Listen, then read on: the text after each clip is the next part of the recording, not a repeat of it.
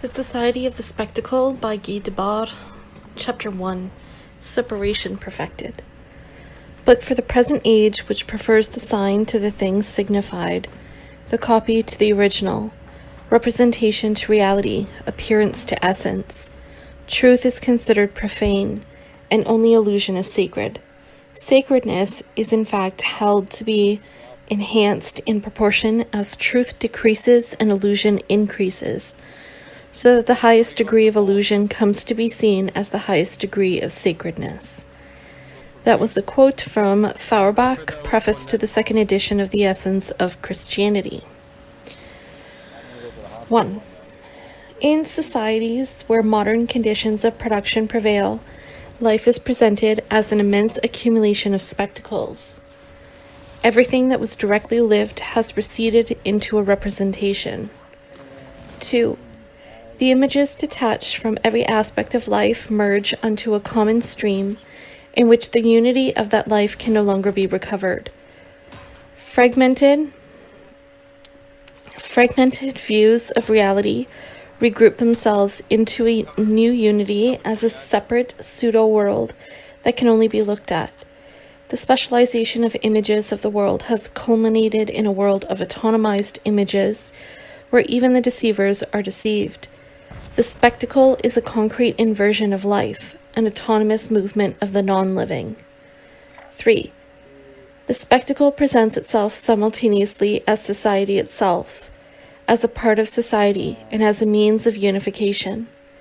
As a part of society, it is ostensibly the focal point of all vision and all consciousness.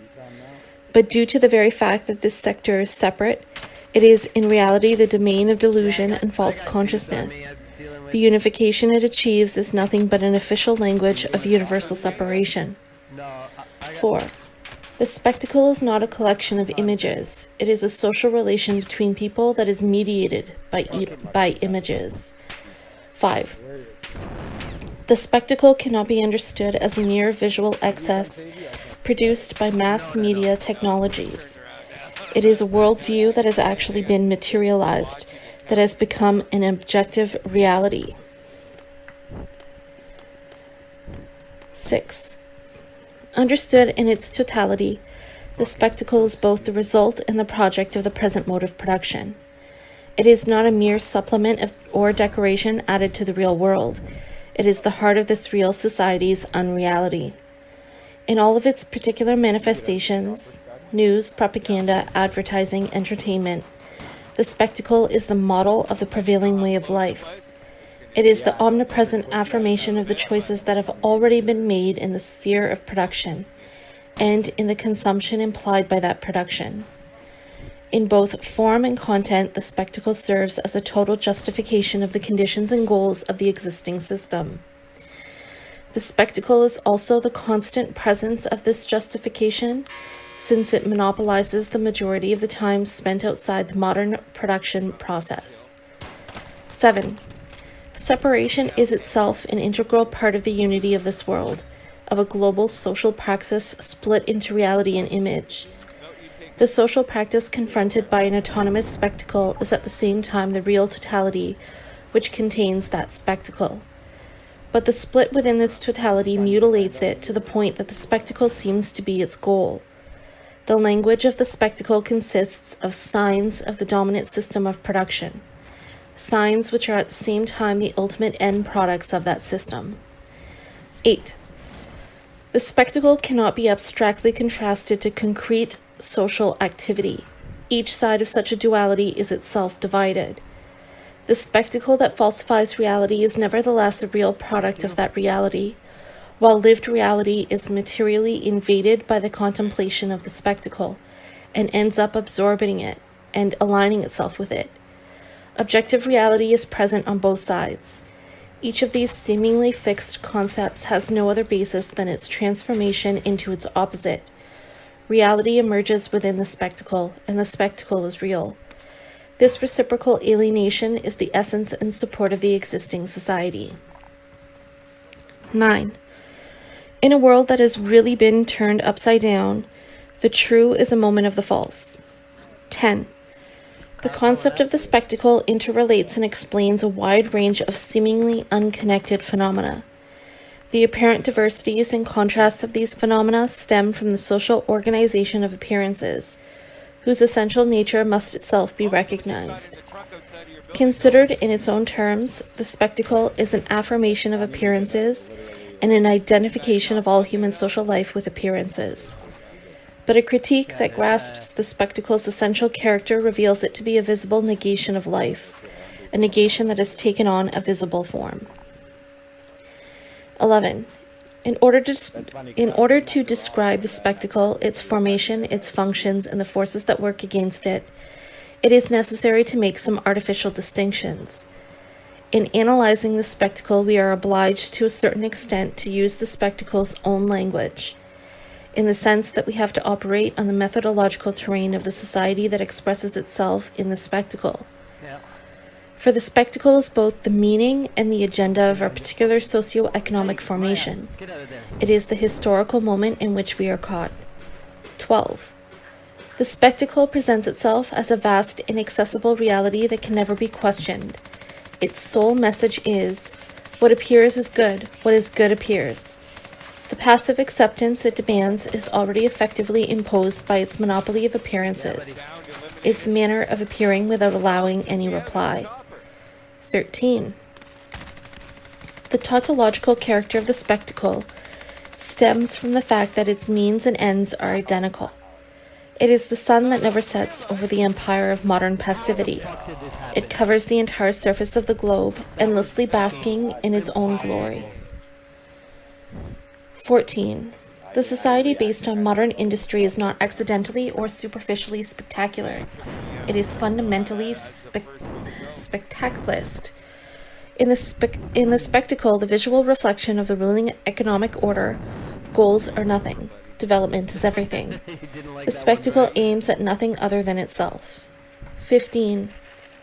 As indispensable embellishment of currently produced objects, as general articulation of the system's rationales, and as advanced economic sector that directly creates an ever-increasing multitude of image objects, the spectacle is the leading production of present-day society.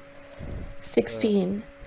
The spectacle is able to subject human beings to itself because the economy has already totally subjugated them. It is nothing other than the economy developing for itself. It is at once a faithful reflection of the production of things and a distorting objectification of the producers. 17. The first stage of the economy's domination of social life brought about an evident degradation of being into having. Human fulfillment was no longer equated with what one was, but with what one possessed. The present stage, in which social life has become completely occupied by the accumulated productions of the economy, is bringing about a general shift from having to appearing. All having must now derive its immediate prestige and its ultimate purpose from appearances. At the same time, all individual reality has become social, in the sense that it is shaped by social forces and is directly dependent on them. Individual reality is allowed to appear only insofar as it is not actually real. 18. When the real world is transformed into mere images become real beings, figments that provide the direct motivations for hypnotic behavior. Since the spectacle's job is to use various specialized mediations in order to show us a world that can no longer be directly grasped, it naturally elevates the sense of sight to the special preeminence once occupied by touch, the most abstract and easily deceived sense and the most readily adaptable to the generalized abstraction of present-day society. But the spectacle is not merely a matter of images, nor even of images plus sounds.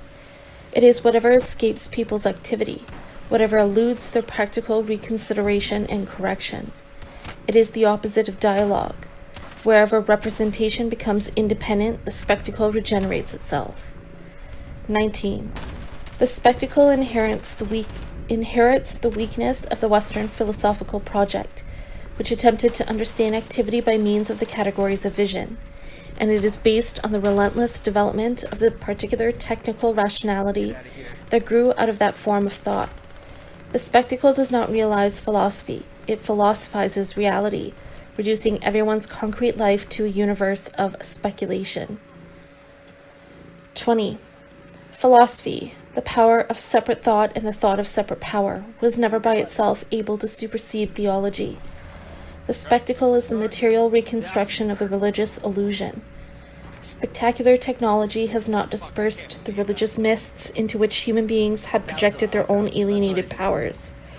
It has merely brought those mists down to earth, to the point that even the most mundane aspects of life have become impenetrable and unbreathable. The illusory paradise representing a total denial of earthly life is no longer projected into the heavens. It is embedded in earthly life itself. The spectacle is the technological version of the exiling of human powers into a world beyond, the culmination of humanity's internal separation. 21. As long as necessity is socially dreamed, dreaming will remain necessary. The spectacle is the bad dream of a modern society in chains, and ultimately expresses nothing more than its wish for sleep. The spectacle is the guardian of that sleep. 22. The fact that the practical power of modern society has detached itself from that society and established an independent realm in the spectacle can be explained only by the additional fact that that powerful practice continued to lack cohesion and had remained in contradiction with itself. 23. The root of the spectacle is that oldest of all social specializations, the specialization of power. The spectacle plays the specialized role of speaking in the name of all other activities. It is hierarchical society's ambassador to itself, delivering its messages at a court where no one else is allowed to speak. The most modern aspect of the spectacle is thus also the most archaic. 24. The spectacle is the ruling order's non-stop discourse about itself, its never-ending monologue of self-praise, its self-portrait at the stage of totalitarian domination of all aspects of life. The fetishistic appearance of pure objectivity in spectacular relations conceals their true character as relations between people and between classes. A second nature, with its own inescapable laws, seems to dominate our environment, but the spectacle is not the inevitable consequence of some supposedly natural technological development. On the contrary, the society of the spectacle is a form that chooses its own technological content. If the spectacle, considered in the limited sense of the mass media, that are its most glaring superficial manifestation, seems to be invading society in the form of a mere technical apparatus, it should be understood that this apparatus is in no way neutral, and that it has been developed in accordance with the spectacle's internal dynamics. If the social needs of the age in which such technologies are developed can be met only through their mediation, if the administration of this society and all contact between people has become totally dependent on these means of instantaneous communication, it is because this communication is essentially unilateral. The concentration of these media thus amounts to concentrating in the hands of the administrators of the existing system the means that enable them to carry on this particular form of administration. The social separation reflected in the spectacle is inseparable from the modern state, that product of the social division of labor that is both the chief instrument of class rule and the concentrated expression of all social divisions. 25. Separation is the alpha and omega of the spectacle. The institutionalization of the social division of labor in the form of class divisions had given rise to an earlier religious form of contemplation, the mythical order with which every power has always camouflaged itself. Religion justified the cosmic and ontological order that corresponded to the interests of the masters, expounding and embellishing everything their societies could not deliver. In this sense, all separate power has been spectacular. But this earlier universal devotion to a fixed religious imagery was only a shared belief in an imaginary compensation for the poverty of a concrete social activity that was still generally experienced as a unitary condition. In contrast, the modern spectacle depicts what society could deliver, but in so doing, it rigidly separates what is possible from what is permitted. The spectacle keeps people in a state of unconsciousness as they pass through practical changes in their conditions of existence, Like a factitious god, it engenders itself and makes its own rules. It reveals itself for what it is, an autonomously developing separate power, based on the increasing productivity resulting from an increasingly refined division of labor into parcelized gestures dictated by the independent movement of machines and working for an ever-expanding market. In the course of this development, all community and all critical awareness have disintegrated, and the forces that were able to grow by separating from each other have not yet been reunited. 26.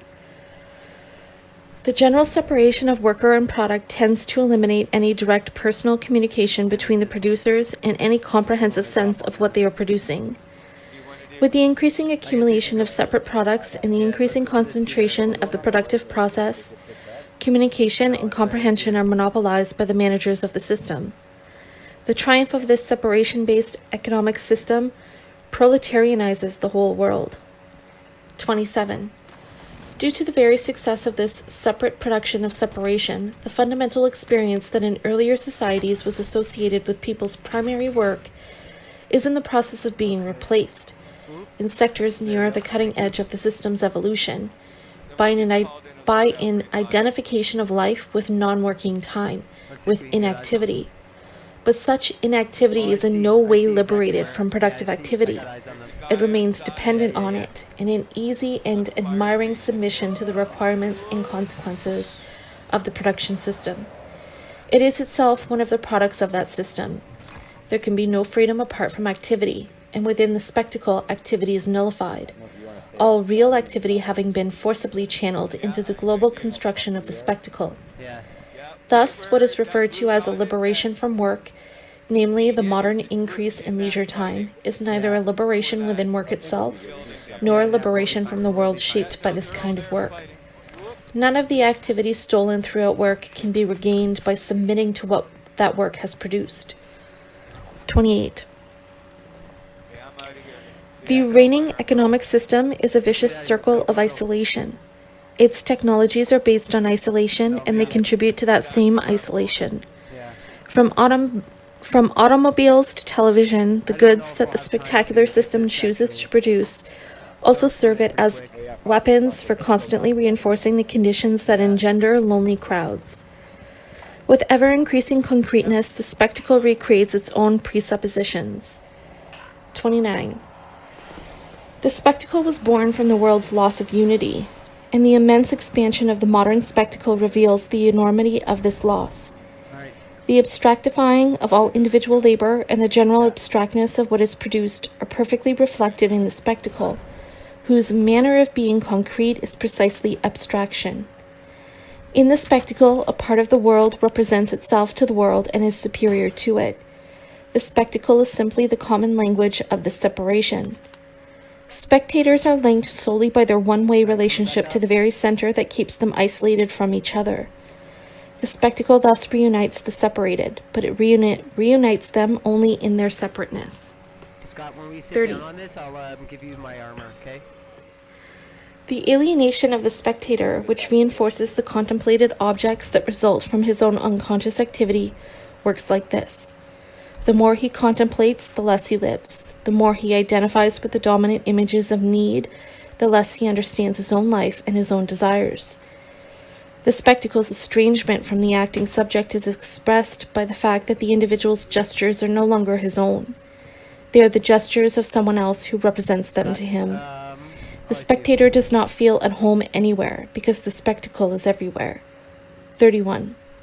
Workers do not produce themselves. They produce a power independent of themselves.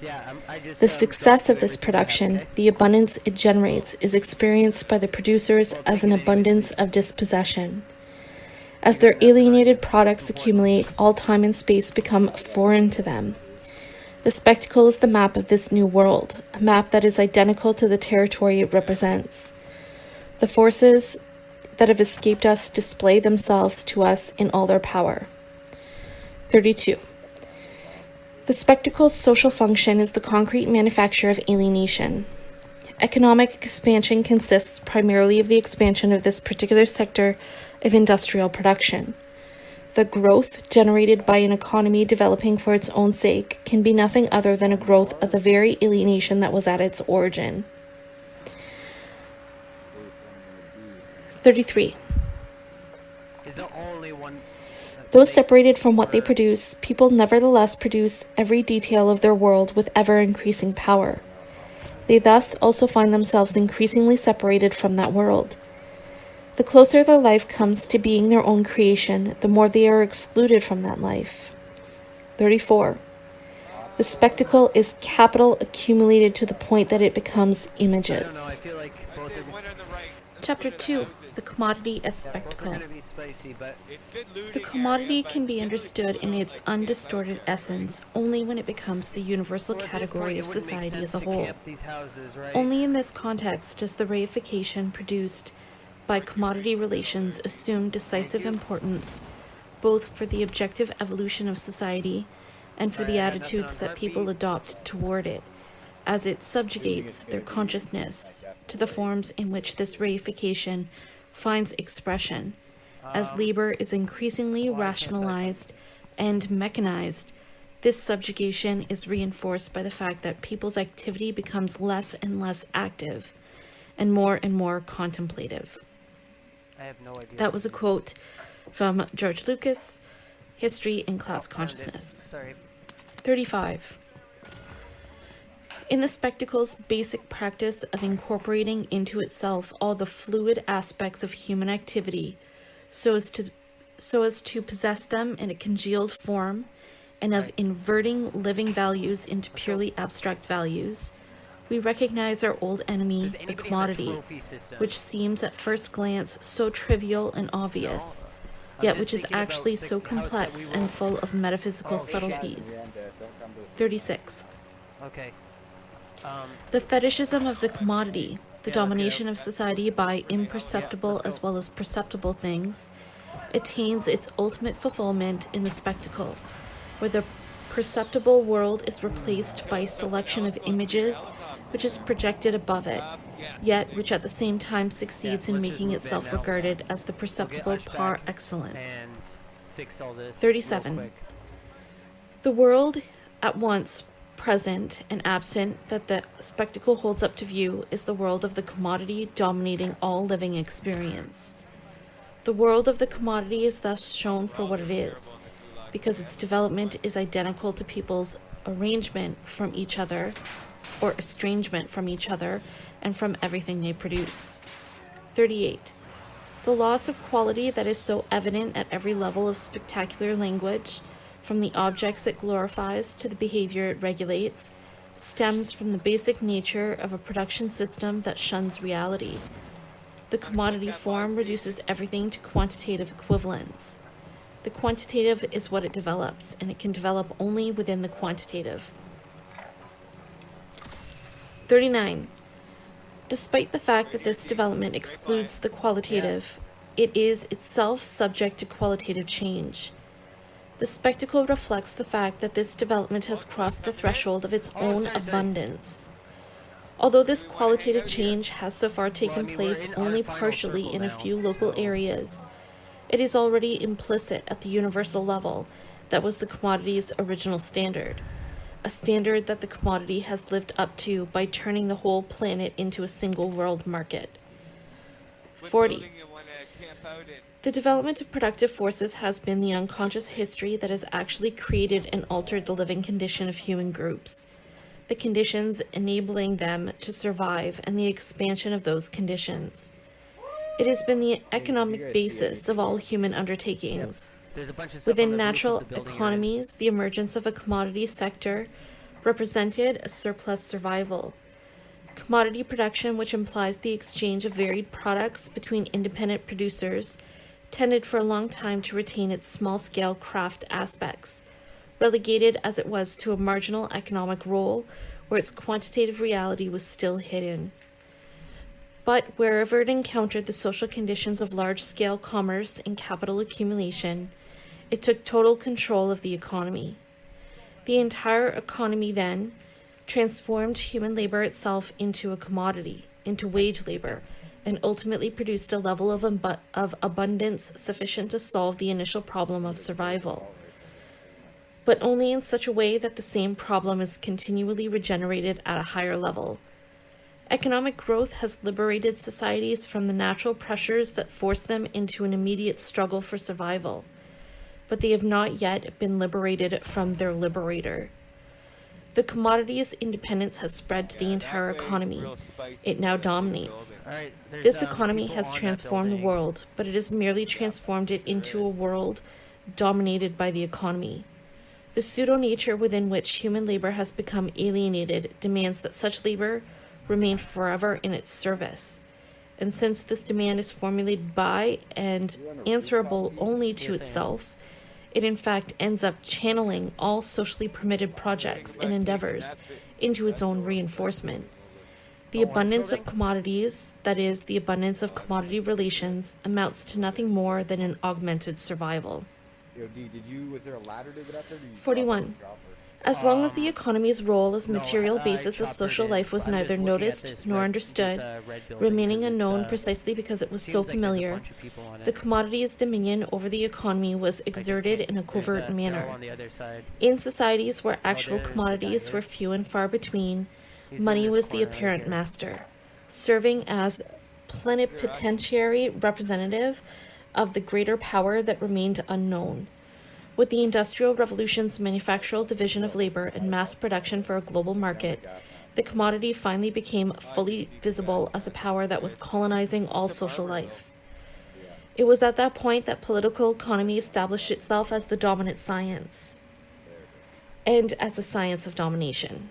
42. The spectacle is the stage at which the commodity has succeeded in totally colonizing social life. Commodification is not only visible, we no longer see anything else. The world we see is the world of the commodity. Modern economic production extends its dictatorship both extensively and intensively. In the less industrialized regions, its reign is already manifested by the presence of a few star commodities and by the imperialist domination imposed by the more industrially advanced regions. In the latter, social space is blanketed with ever new layers of commodities. With the Second Industrial Revolution, alienated consumption has become as much a duty for the masses as alienated production. The society's entire sold labor has become a total commodity whose constant turnover must be maintained at all cost. To accomplish this total commodity has to be returned in fragmented form to fragmented individuals who are completely cut off from the overall operation of the productive forces. To this end, the specialized science of domination is itself broken down into further specialties, such as sociology, psychotechnology, cybernetics, and semiology, which oversee the self-regulation of every phase of the process. 43. Whereas during the primitive stage of capitalist accumulation, political economy considers the proletarian only as a worker, who only needs to be allotted the indispensable minimum for maintaining his labor power, and never considers him in his leisure and humanity. This ruling class perspective is revised as soon as commodity abundance reaches a level that requires an additional collaboration from him.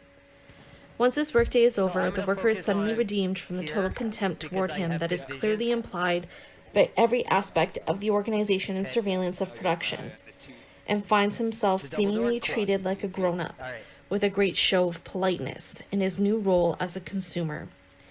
At this point, the humanism of the commodity takes charge of the worker's leisure and humanity, simply because political economy now can and must dominate those spheres as political economy. The total denial of man has thus taken charge of all human existence. 44. The spectacle is a permanent opium war designed to force people to equate goods with commodities, and to equate satisfaction with a survival that expands according to its own laws. Consumable survival must constantly expand because it never ceases to include privation. If augmented survival never comes to a resolution, if there is no point where it might stop expanding, this is because it is itself stuck in the realm of privation. It may give or it may gild poverty, but it cannot This building? transcend it.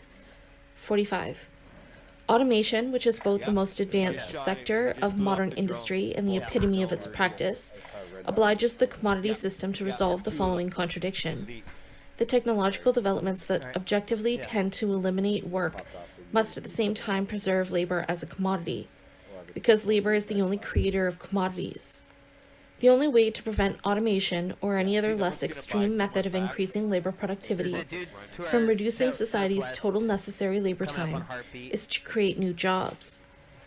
To this end, the reserve army of the unemployed is enlisted into the tertiary or service sector, reinforcing the troops responsible for distributing and glorifying the latest commodities at a time when increasingly extensive campaigns are necessary to convince people to buy increasingly unnecessary commodities. 46. Exchange value could arise only as a representative of use value, but the victory it eventually won with its own weapons created the conditions for its own autonomous power. By mobilizing all human use value and monopolizing its fulfillment, exchange value ultimately succeeded in controlling use. Use has come to be seen purely in terms of exchange value, and is now completely at its mercy. Starting out like a condottiere in the service of use value, exchange value has ended up waging the war for its own sake. 47. The constant decline of use value that has always characterized the capitalist economy has given rise to a new form of poverty within the realm of augmented survival, alongside the old poverty which still persists, since the vast majority of people are still forced to take part as wage workers in the unending pursuit of the system's ends, and each of them knows that they must submit or die. The reality of this blackmail, the fact that even in its most impoverished forms, food, shelter, use value now has no existence outside the illusory riches of augmented survival, accounts for the general acceptance of the illusions of modern commodity consumption. The real consumer has become a consumer of illusions. The commodity is this materialized illusion, and spectacle is its general expression. 48. Use value was formerly understood as an implicit aspect of exchange value.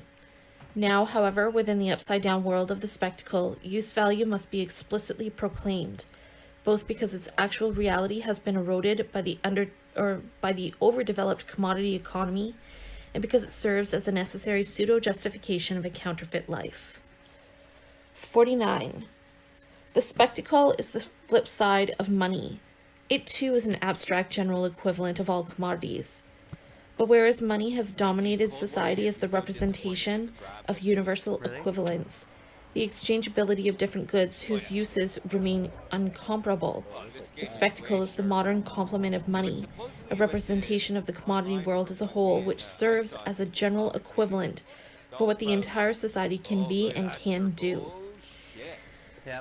The spectacle is money one can only look at, because in it all use has already been exchanged for the totality of abstract representation. The spectacle is not just a servant of pseudo-use, it is already in itself a pseudo-use of life. 50. With the achievement of economic abundance, the concentrated result of social labor becomes visible, subjecting all reality to the appearances that are now that labor's primary product. Capital is no longer the invisible center governing the production process. As it accumulates, it spreads to the ends of the earth in the form of tangible objects. The entire expanse of society is its portrait. 51.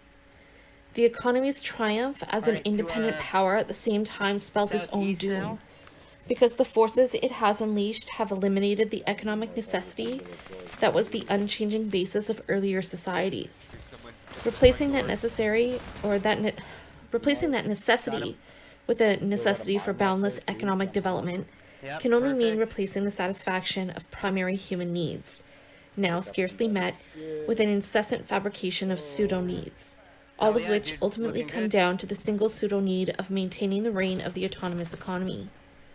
But that economy loses all connection with authentic needs insofar as it emerges from the social unconscious that unknowingly dependent on it. Whatever is conscious wears out. What is unconscious remains unalterable. But once it is freed, does it not fall to ruin in its turn? That last I can't tell. bit was a quote from Freud. 52. Once society discovers that it depends on the economy in fact depends on the society. When the subterranean power of the economy grew to the point of visible domination, it lost its power. The economic id must be replaced by the I. This subject can only arise out of society, that is, out of the struggle within society. Its existence depends on the outcome of the class struggle, that is both product and producer of the economic foundation of history. 53. Consciousness of desire and desire for consciousness are the same project. The project that in its negative form seeks the abolition of classes, and thus the workers' direct possession of every aspect of their activity. The opposite of this project is the society of the spectacle, where the commodity contemplates itself in a world of its own making. Chapter 3. Unity and Division Within Appearances. An intense new polemic is unfolding on the philosophical front in this country, focusing on the concepts one divides into two, and two fuse into one.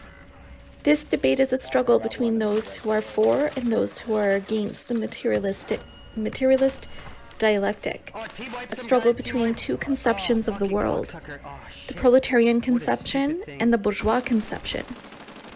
Those who maintain that one divides into two is the fundamental law of things are on the side of the materialist dialectic. Those who maintain that the fundamental law of things is that two fuse into one are against the materialist dialectic. The two sides have drawn a clear line of demarcation between them, and their arguments are diametrically opposed.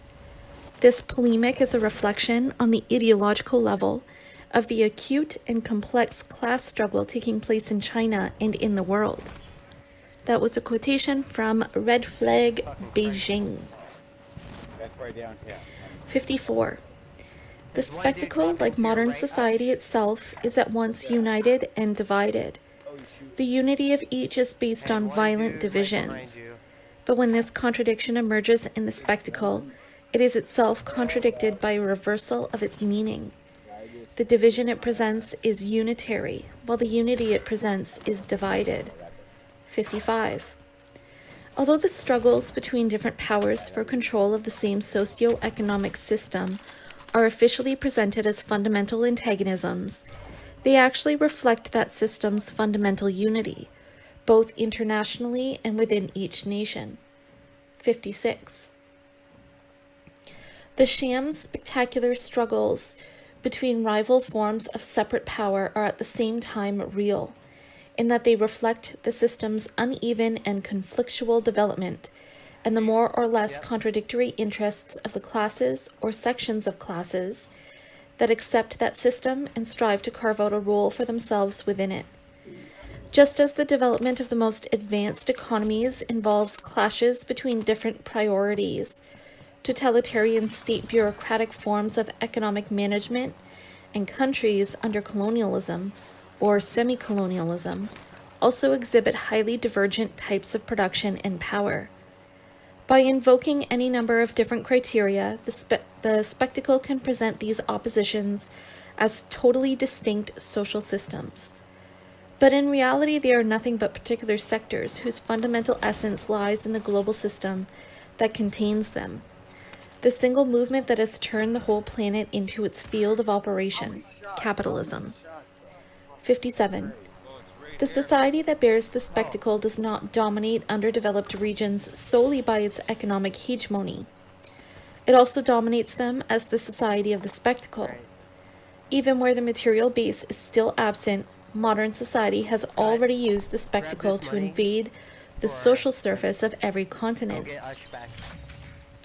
It sets the stage for the formation of indigenous ruling classes and frames their agendas. Just as it presents pseudo-goods to be coveted, it offers false models of revolution to local revolutionaries. The bureaucratic regimes in power in certain industrialized countries have their own particular type of spectacle, but it is an integral part of the total spectacle, serving as its pseudo-opposition and actual support.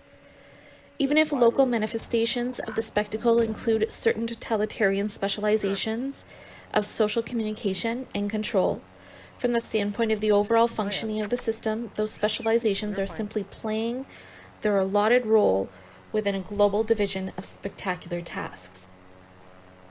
58. Although this division of spectacular tasks preserves the existing order as a whole, it is primarily oriented toward protecting its dominant pole of development.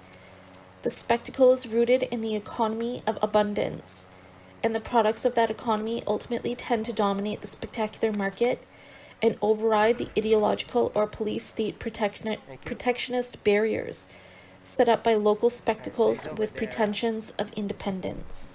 A lot of heads behind us. 59. Alright, so that's bad. Behind the glitter of spectacular distractions, a tendency toward banalization dominates modern society the world over. Good.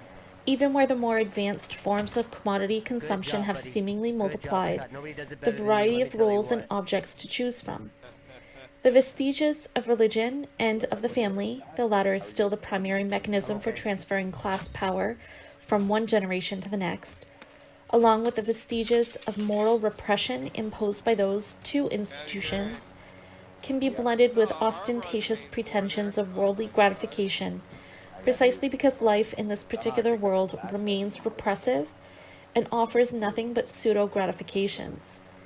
Complacent acceptance of the status quo may also coexist with purely spectacular rebelliousness. Dissatisfaction itself becomes a commodity as soon as the economy of abundance develops the capacity to process that particular raw material. 60. Stars, spectacular representations of living human beings, project this general banality into images of permitted roles. As specialists of apparent life, stars serve as superficial objects that people can identify with in order to compensate for the fragmented, productive specializations that they actually live. The function of these celebrities is to act out various lifestyles or socio-political viewpoints in a full, totally free manner. They embody the inaccessible results of social labor by dramatizing the byproducts of that labor, which are magically projected above it as its ultimate goals, power and vocations, the decision-making and consumption that are at the beginning and the end of a process that is never questioned. On one hand, a governmental power may personalize itself as a pseudo-star. On the other, a star of consumption may campaign for recognition as a pseudo-power over life. But the activities of these stars are not really free, and they offer no real choices. 61. The agent of the spectacle who is put on stage as a star is the opposite of an individual. He is as clearly the enemy of his own individuality as of the individuality of others. Entering the spectacle as a model to be identified with, he renounces all autonomous qualities in order to identify himself with the general law of obedience to the flow of things. The stars of consumption, though outwardly representing different personality types, show each of these types enjoying equal access to and deriving equal happiness from the entire realm of consumption. The stars of decision-making must possess the full range of admired human qualities. Official differences between them are thus cancelled out by the official similarity implied by their supposed excellence in every field of endeavor. That's pretty much the only thing that I would like. As head of state, Khrushchev retrospectively became a general so as to take credit for the victory of the Battle of Kursk 20 years after it happened, and Kennedy survived as an orator to the point of delivering his own funeral oration, since Theodore Sorensen continued to write speeches for his successor in the same style that had contributed so much toward the dead man's public persona. The admirable people who personify the system are well known for not being what they seem.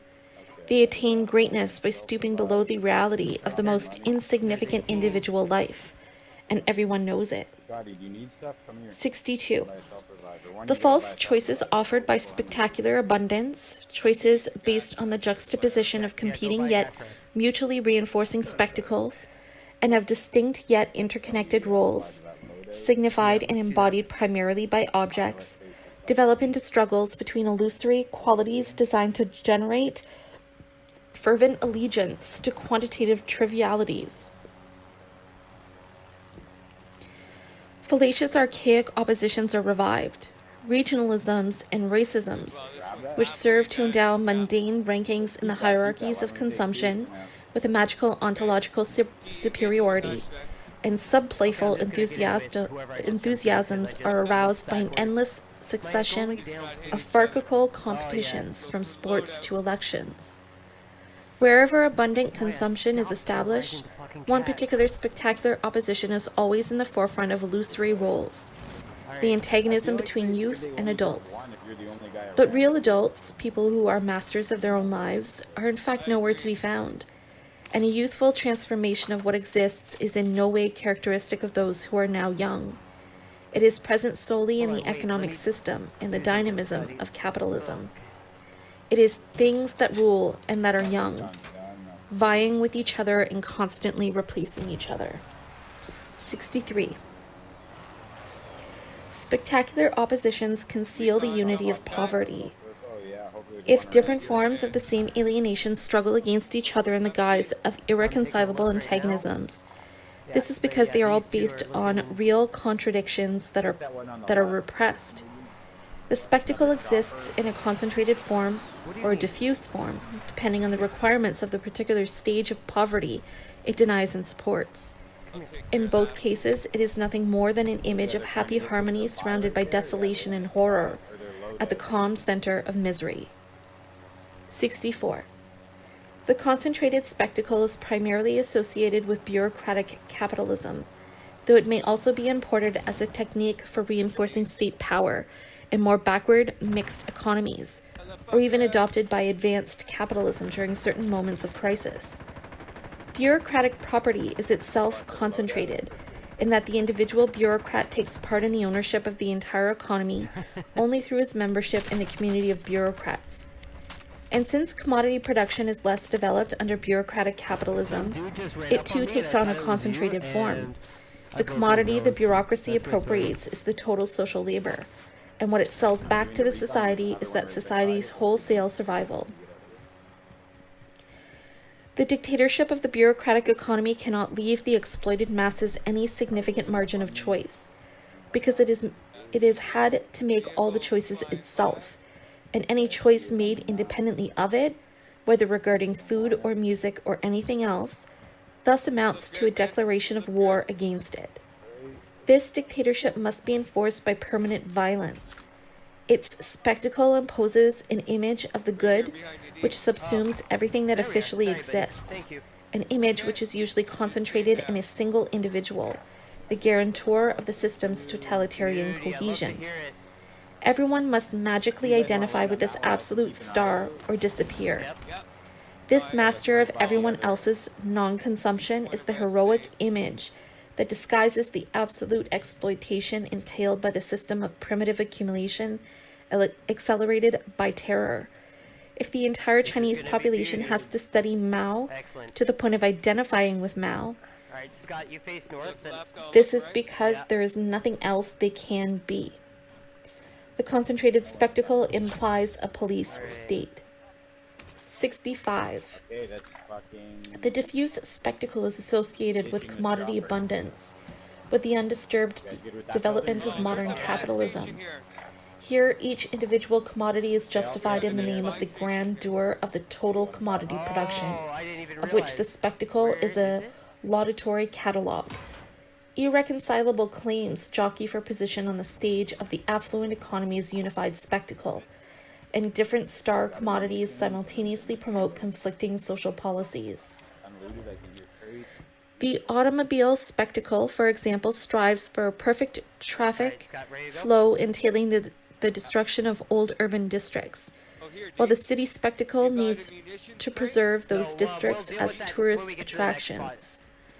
The already dubious satisfaction alleged to be obtained from the consumption of the whole is thus constantly being disappointed because the actual consumer can directly access only a succession of fragments of this commodity heaven, fragments which invariably lack the quality attributed to the whole. 66. Each individual commodity fights for itself. Hi, baby. It avoids acknowledging the others and strives to impose itself everywhere as if it were the only one in existence. The spectacle is the epic poem of this struggle, a struggle that no fall of Troy can bring to an end. The spectacle does not sing of men and their arms, but of commodities and their passions. In this blind struggle, each commodity, by pursuing its own passion, unconsciously generates something beyond itself, the globalization of the commodity, which also amounts to the commodification of the globe. Thus, as a result of the cunning of the commodity, while each particular manifestation of the commodity eventually falls in battle, the general commodity form continues onward toward its absolute realization. 67. The satisfaction that no longer comes from using the commodities produced in abundance is now sought through recognition of their value as commodities. Consumers are filled with religious fervor for the sovereign freedom of commodities, whose use has become an end in itself. Waves of enthusiasm for particular products are propagated by all the communications media. A film sparks a fashion craze. A magazine publicizes night spots, which in turn spin off different lines of products. The proliferation of faddish gadgets reflects the fact that as the mass of commodities becomes increasingly absurd, absurdity itself becomes a commodity. Trinkets such as keychains, which come as free bonuses with the purchase of some luxury product, but which end up being traded back and forth as valued collectibles in their own right, reflect a mystical self-abandonment to commodity transcendence. Those who collect the trinkets that have been manufactured for the sole purpose of being collected are accumulating commodity indulgences, glorious tokens of the commodity's real presence among the faithful. Reified people proudly display the proofs of their intimacy with the commodity, like the old religious fetishism with its convulsionary raptures and miraculous cures. The fetishism of commodities generates its own moments of fervent arousal. All this is useful for only one purpose: producing habitual submission. 68. The pseudo-needs imposed by modern consumerism cannot be contrasted with any genuine needs or desires that are not themselves also shaped by this society and its history. Commodity abundance represents a total break in the organic development of social needs. Its mechanical accumulation unleashes an unlimited artificiality, which overpowers any living desires. The cumulative power of this autonomous artificiality ends up by falsifying all social life. 69. The image of blissful social unification through consumption merely postpones the consumer's awareness of the actual divisions until his next disillusionment with some particular commodity. Each new product is ceremoniously acclaimed as a unique creation, offering a dramatic shortcut to the promised land of total consummation. But as with the fashionable adoption of seemingly aristocratic first names, which end up being given to virtually all individuals of the same age, the objects that promise uniqueness can be offered up for mass consumption only if they are numerous enough to have been mass-produced. The prestigiousness of mediocre objects of this kind is solely due to the fact that they have been placed, however briefly, at the center of social life and hailed as a revelation of the unfathomable purposes of production. But the object that was prestigious in the spectacle becomes mundane as soon as it is taken home by its consumer, at the same time as by all its other consumers. Too late it reveals its essential poverty, a poverty that inevitably reflects the poverty of its production. Meanwhile, some other object is already replacing it as justification of the system and demanding its own moment of acclaim. 70. The fraudulence of the satisfactions offered by the system is exposed by the continual replacement of products and of general conditions of production. In both the diffuse and the concentrated spectacle, entities that have brazenly asserted their definitive perfection nevertheless end up changing, and only the system endures. Stalin, like any other outmoded commodity, is denounced by the very forces that originally promoted him. Each new lie of the advertising industry is an admission of its previous lie. You want me to drop the munitions And with now? each downfall of a personification of totalitarian power, the illusory community that had unanimously approved him is exposed as a mere conglomeration of loners without illusions. 71. The things the spectacle presents as eternal are based on change and must change as their foundations change. The spectacle is totally dogmatic, yet it is incapable of arriving at any real solid dogma. Nothing stands still for it. This instability is the spectacle's natural condition, but it is completely contrary to its natural inclination. 72. The unreal unity proclaimed by the spectacle masks the class division underlying the real unity of the capitalist mode of production. What obliges the producers to participate in the construction of the world is also what excludes them from it. What brings people into relation with each other by liberating them from their local and national limitations is also what keeps them apart. What requires increased rationality is also what nourishes the irrationality of hierarchical exploitation and repression. What produces society's abstract power also produces its concrete lack of freedom. Chapter 4.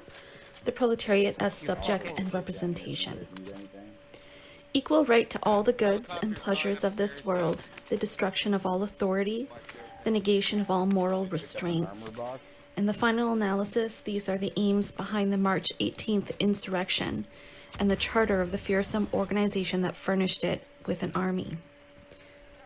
This was a quote from the Parliamentary Report on the Insurrection of March 18th. 73.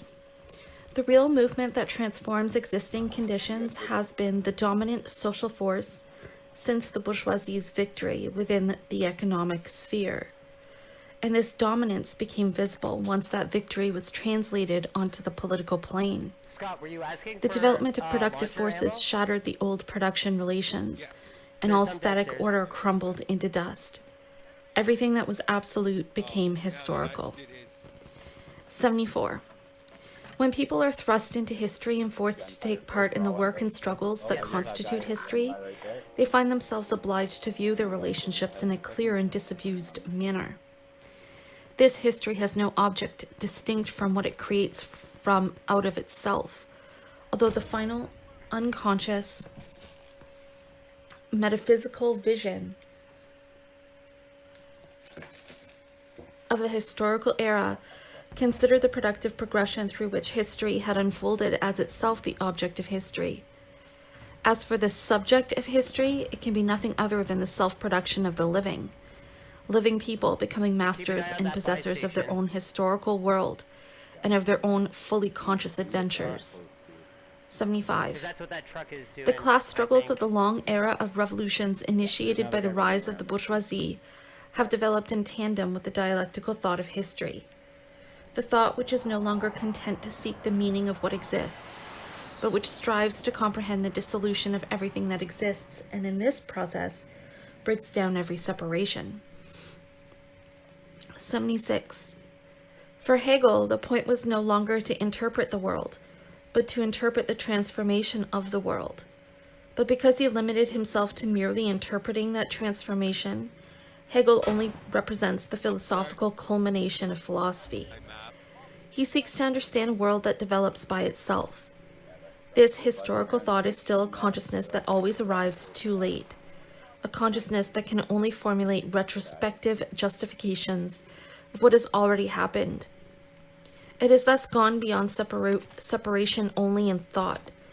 Hegel's paradoxical stance, his subordination of the meaning of all reality to its historical culmination, while at the same time proclaiming that his own system represents that culmination, flows from the simple fact that this thinker of the bourgeois revolutions of the 17th and 18th centuries Someone to our left, like sought here. in his philosophy only a reconciliation with the results of those revolutions. Even as a philosophy of the bourgeois revolution, it does not reflect the entire process of that revolution, but only its concluding phase.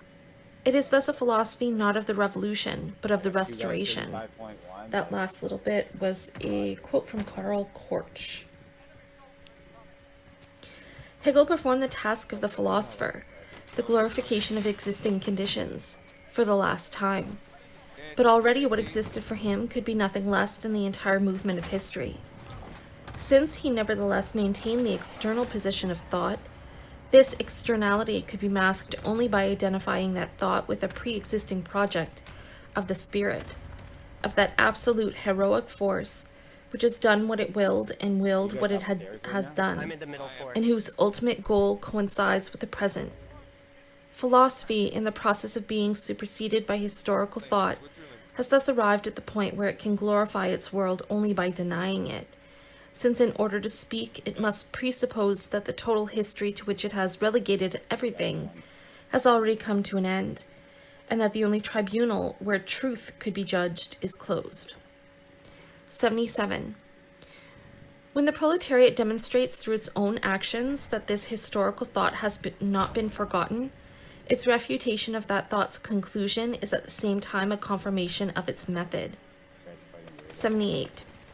Historical thought can be salvaged only by becoming practical thought, and the practice of the proletariat as a revolutionary class can be nothing less than historical consciousness, operating on the totality of its world.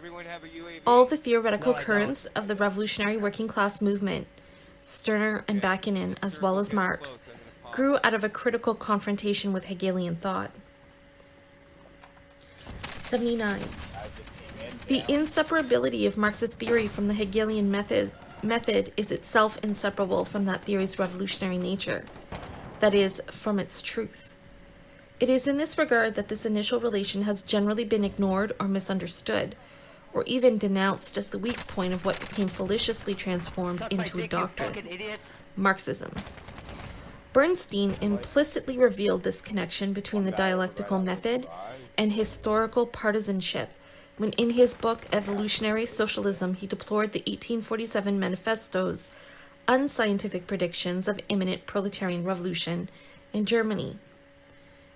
He said, "This historical self-deception, so erroneous that the most naive political visionary could hardly have done any worse, would be incomprehensible in a Marx who at that time had already seriously studied economics if we did not recognize that it reflected the lingering influence of the antithetical Hegelian dialectic, from which Marx, like Engels, could never completely free himself.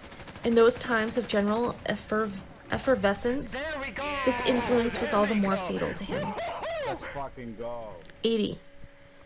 The radical transformation carried out by Marx in order to salvage the thought of the bourgeois revolutions by transplanting it into a different context does not trivially consist of putting the materialist development of productive forces in place of the journey of the Hegelian spirit toward its eventual encounter with Also, in a itself. totally unrelated note, The spirit I whose recorded objectification that is whole identical game. to its alienation, and whose historical wounds leave no scars. Try and hit stadium, For once then. history becomes real, it no longer has an end. And then maybe hit Marx four. demolished Hegel's position of detachment from events, as well as passive contemplation by any supreme external agent whatsoever. Henceforth, theory's concern is simply to know what it itself is doing. We did a scavenger last time. That's how In you got contrast, present-day society's passive contemplation of the movement of the you know what, economy that's what it- is an untransformed holdover from the undialectical aspect of the Hegelian attempt to create a circular system. It is an approval that is no longer on the conceptual level, I'm not seeing and that no anybody longer here. needs a Hegelianism to justify itself. Because the movement it now praises is a sector of a world where thought no longer has any place, a sector whose mechanical development effectively dominates everything. Marx's project is a project of conscious history, in which the quantitativeness that arises out of the blind development of merely economic productive forces must be transformed into a qualitative appropriation of history. The critique of personal economy is the first act of this end of prehistory. Of all the instruments of production, the greatest productive power is the revolutionary class itself. Good header. Mill it. 81. Fuck, there's nothing in there. Marx's theory is closely linked with scientific thought insofar as it seeks a rational understanding of the forces that really operate in society. but it ultimately goes beyond scientific thought, preserving it only by superseding it. It seeks to understand struggles, not laws. We recognize only one science, Like the speed science of runs to the history. end, yeah. 82. The bourgeois era, which wants to give history a scientific foundation, overlooks the fact that the science Is that an available enemy? to it could itself arise only on the foundation of the historical development of the economy. But history is fundamentally dependent on this economic knowledge, Trying to kill that dude. only so long as it remains merely economic history. The extent to which the viewpoint of Oh, is that guy scientific gonna walk in line on observation me? could overlook history's effect on the economy, I think he's chasing us. an overall process that modifies its own scientific Alright, premises, where you at? is shown by the vanity of those Scott, socialists let's who go. thought they had calculated the exact Yeah, I'm sorry, I just couldn't see. periodicity of economic crises. You wanna go somewhere else? the Now fuck that is constant shooting? governmental intervention has managed to counteract some of the effects of the tendencies toward crisis, Yeah, give me. the same type of mentality sees this delicate balance as a definitive economic harmony. Alright, The project of transcending the economy landing gear in your blades. and mastering history You want to click on must another one, indeed dude? grasp Yeah, and look incorporate the science of society, but it cannot itself be a scientific project. That guy The just revolutionary headbutted us. movement remains bourgeois insofar as it thinks it can master current history by means of scientific knowledge. I'm gonna try and grab this 83. yeah. The utopian currents of socialism, though they are historically grounded in criticism of the existing social system, can rightly be called utopian insofar as they ignore history. Outside. You want to That grab is, a key? insofar as they ignore actual struggles taking place and any passage of time outside the immutable perfection of their image of a happy Jesus society, Christ. but not because they reject science. On the contrary, the utopian thinkers were completely dominated by the scientific thought of earlier I'll meet centuries. you guys over on that side. They sought the completion and fulfillment of that general rational system. They did not consider themselves unarmed prophets, for they firmly believed in the social power of scientific proof, and even, in the case of Saint Simonism, in the seizure of power by science. Why, some part asked, would they want to seize through struggle what merely needed to be proved? But the utopians' scientific understanding did not include the awareness that some social groups have vested interests in maintaining the status quo, forces to maintain it, and forms of false consciousness to reinforce it. I'm gonna get this though. Their grasp of reality thus lagged far behind the historical reality of the development of science itself, which had been largely oriented by the social requirements arising from such factors, which determined not only what findings were considered acceptable, Altogether. but even what topics might or might not become objects of scientific research. The utopian socialists remained prisoners of the scientific manner of expounding the truth, viewing this truth as a pure abstract image such as had prevailed at a much earlier stage of social development. As Sorel noted, the utopians took astronomy as their model for discovering and demonstrating the laws of society. Their unhistorical consumption Yeah. of harmony was the natural result of their attempt to apply to society the science least dependent on history. They described this harmony as if they were new Newtons discovering universal scientific laws, and the happy ending they constantly evoked plays a role in their social science analogous to the role of inertia in classical physics. 84. The scientific determinist aspect of Marxist thought was precisely what made it vulnerable to ideologization, Okay, good. both during his own lifetime and even more so in the theoretical heritage he left to the workers' Right. movement. Everybody is The okay? advent of the historical subject continues to be postponed, and it is economics, the historical science par excellence, which is increasingly seen as guaranteeing the inevitability of its own future negation. In this way, revolutionary practice, the only true agent of this negation, tends to be pushed out of theory's field of vision. Instead, it is seen as essential to patiently study economic development and to go back to accepting with a Hegelian tranquility the suffering which that development imposes. The result remains a graveyard of good intentions. The science of revolutions then concludes that consciousness always comes too soon It's like he was and in has the to be doorway. I taught. don't understand. I also headshotted him and he didn't die. History has shown that we and all who thought like us were wrong, Engels wrote in 1895. It has made it clear that the state of economic development on the continent at that time was far from being ripe. Throughout his life, Marx had maintained a unitary point of view in his theory, but the exposition of his theory was carried out on the terrain of the dominant thought insofar as it took the form of critiques of particular disciplines, most notably the critique of that fundamental science of bourgeois society, political economy. It was in this mutilated form, which eventually came to be seen as definitive, that Marx's theory was transformed into Marxism. 85. The weakness of Marxist theory is naturally linked to the weakness of the revolutionary struggle of the proletariat of his time. The German working class failed to initiate a permanent revolution in 1848. The Paris Commune was defeated in isolation. As a result, revolutionary theory could not yet be fully realized. The fact that Marx was reduced to defending and refining it by cloistered, scholarly work in the British Museum had a debilitating effect on the theory itself. His scientific conclusions about the future development of the working class, and the organizational practice apparently implied by those conclusions, became obstacles to proletarian consciousness at a later stage. 86.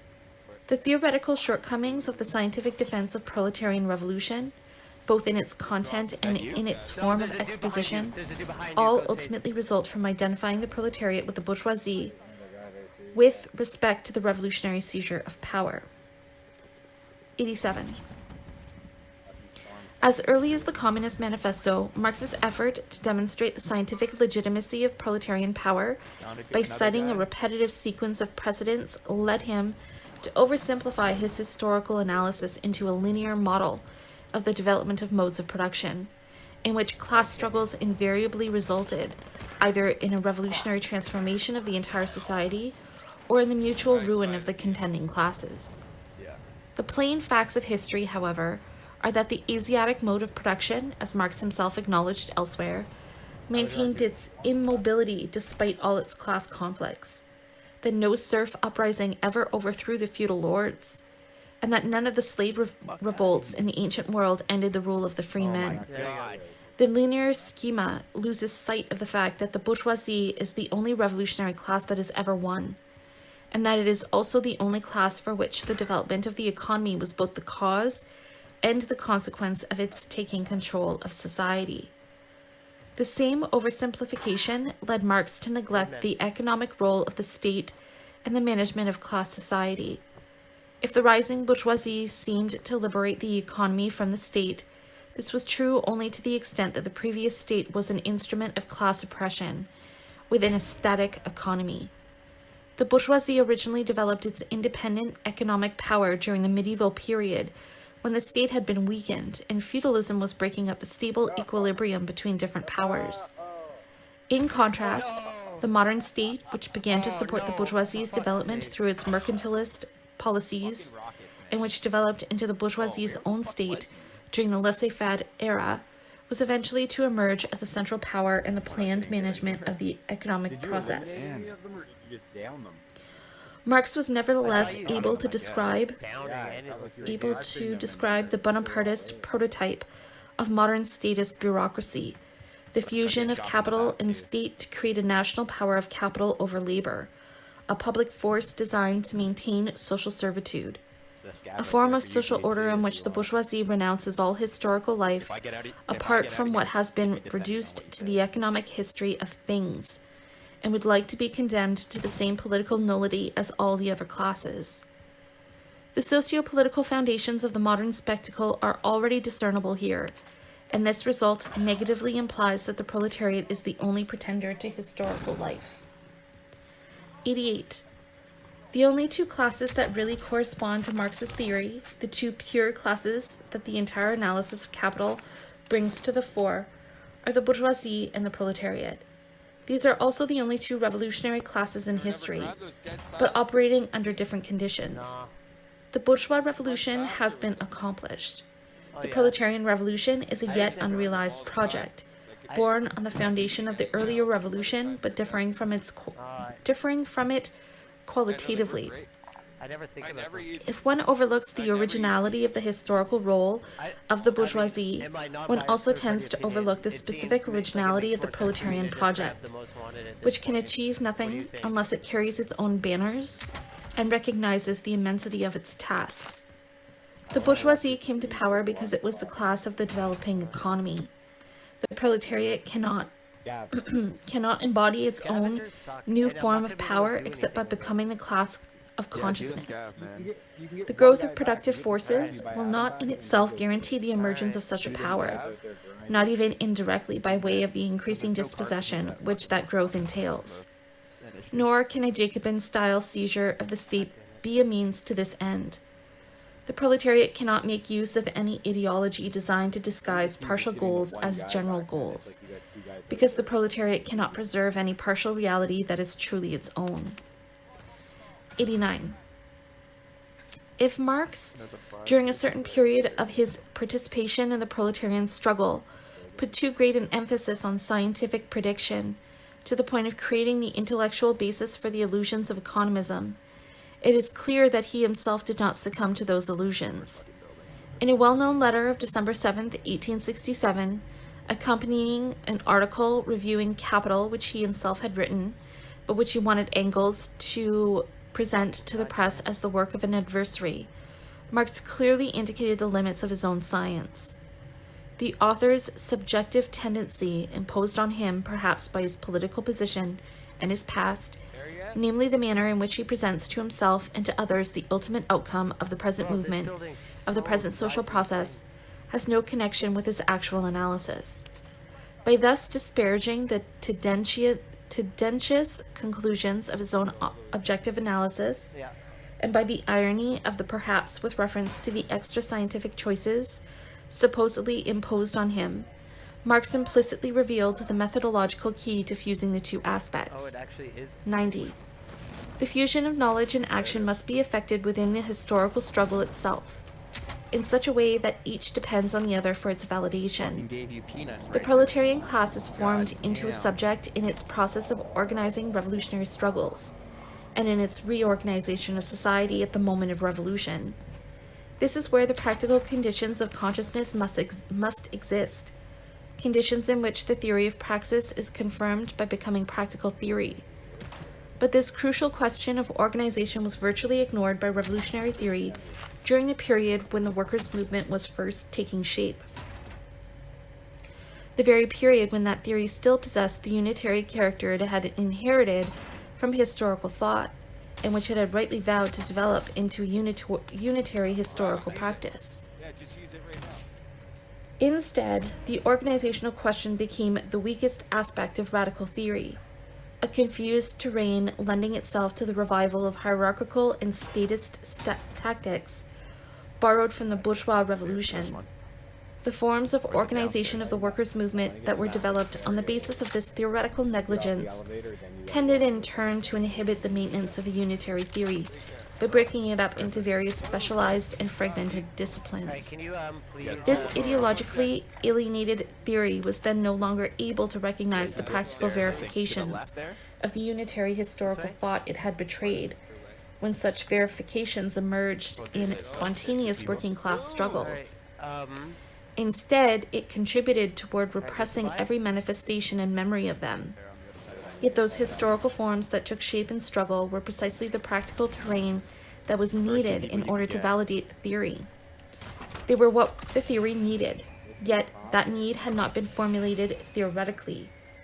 The Soviet, for example, was not a theoretical discovery, I got enough money. There's lots of how many and of those, the 10 for most advanced theoretical truth of the International Working Men's Association was its own existence in practice.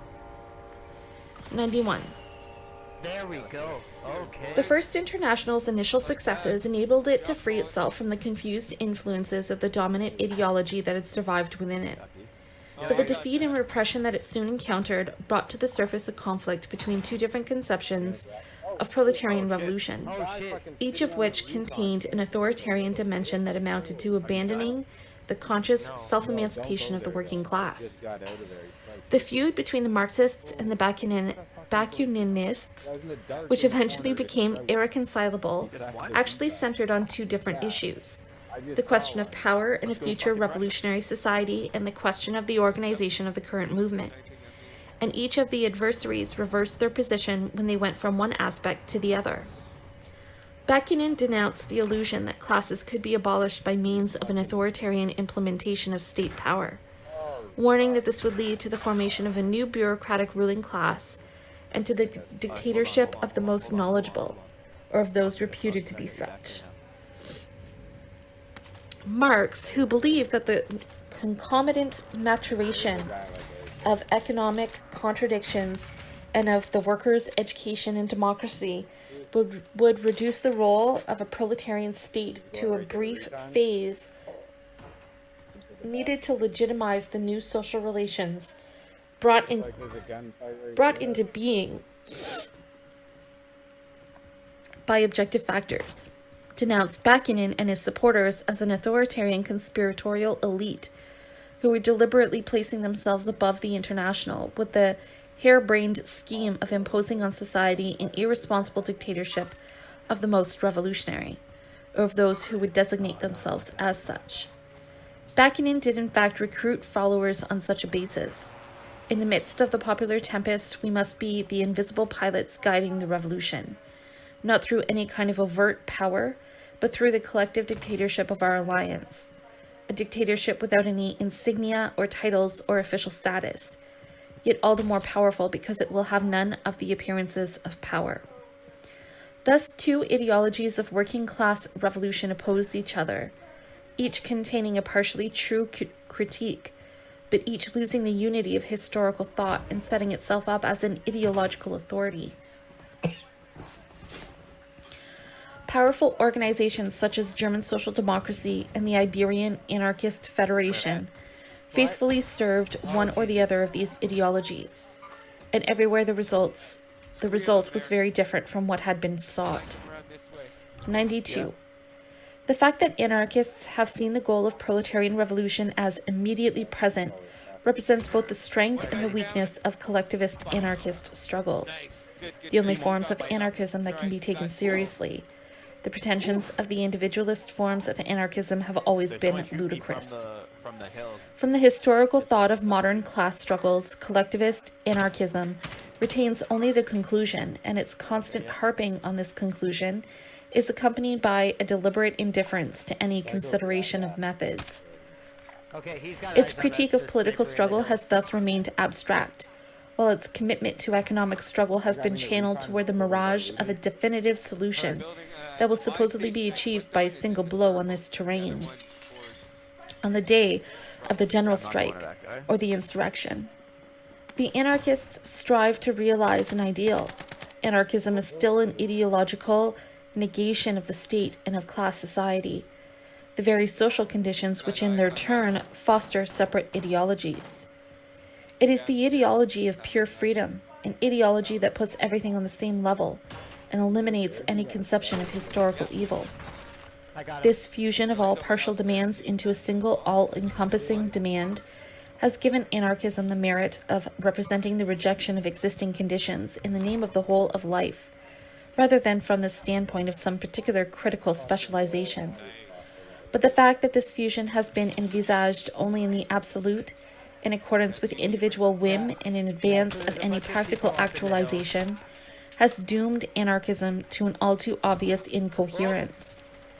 Anarchism responds to each particular struggle by repeating and reapplying the same simple and all-embracing lesson, because this lesson has from the beginning been considered the be-all and end-all of the movement.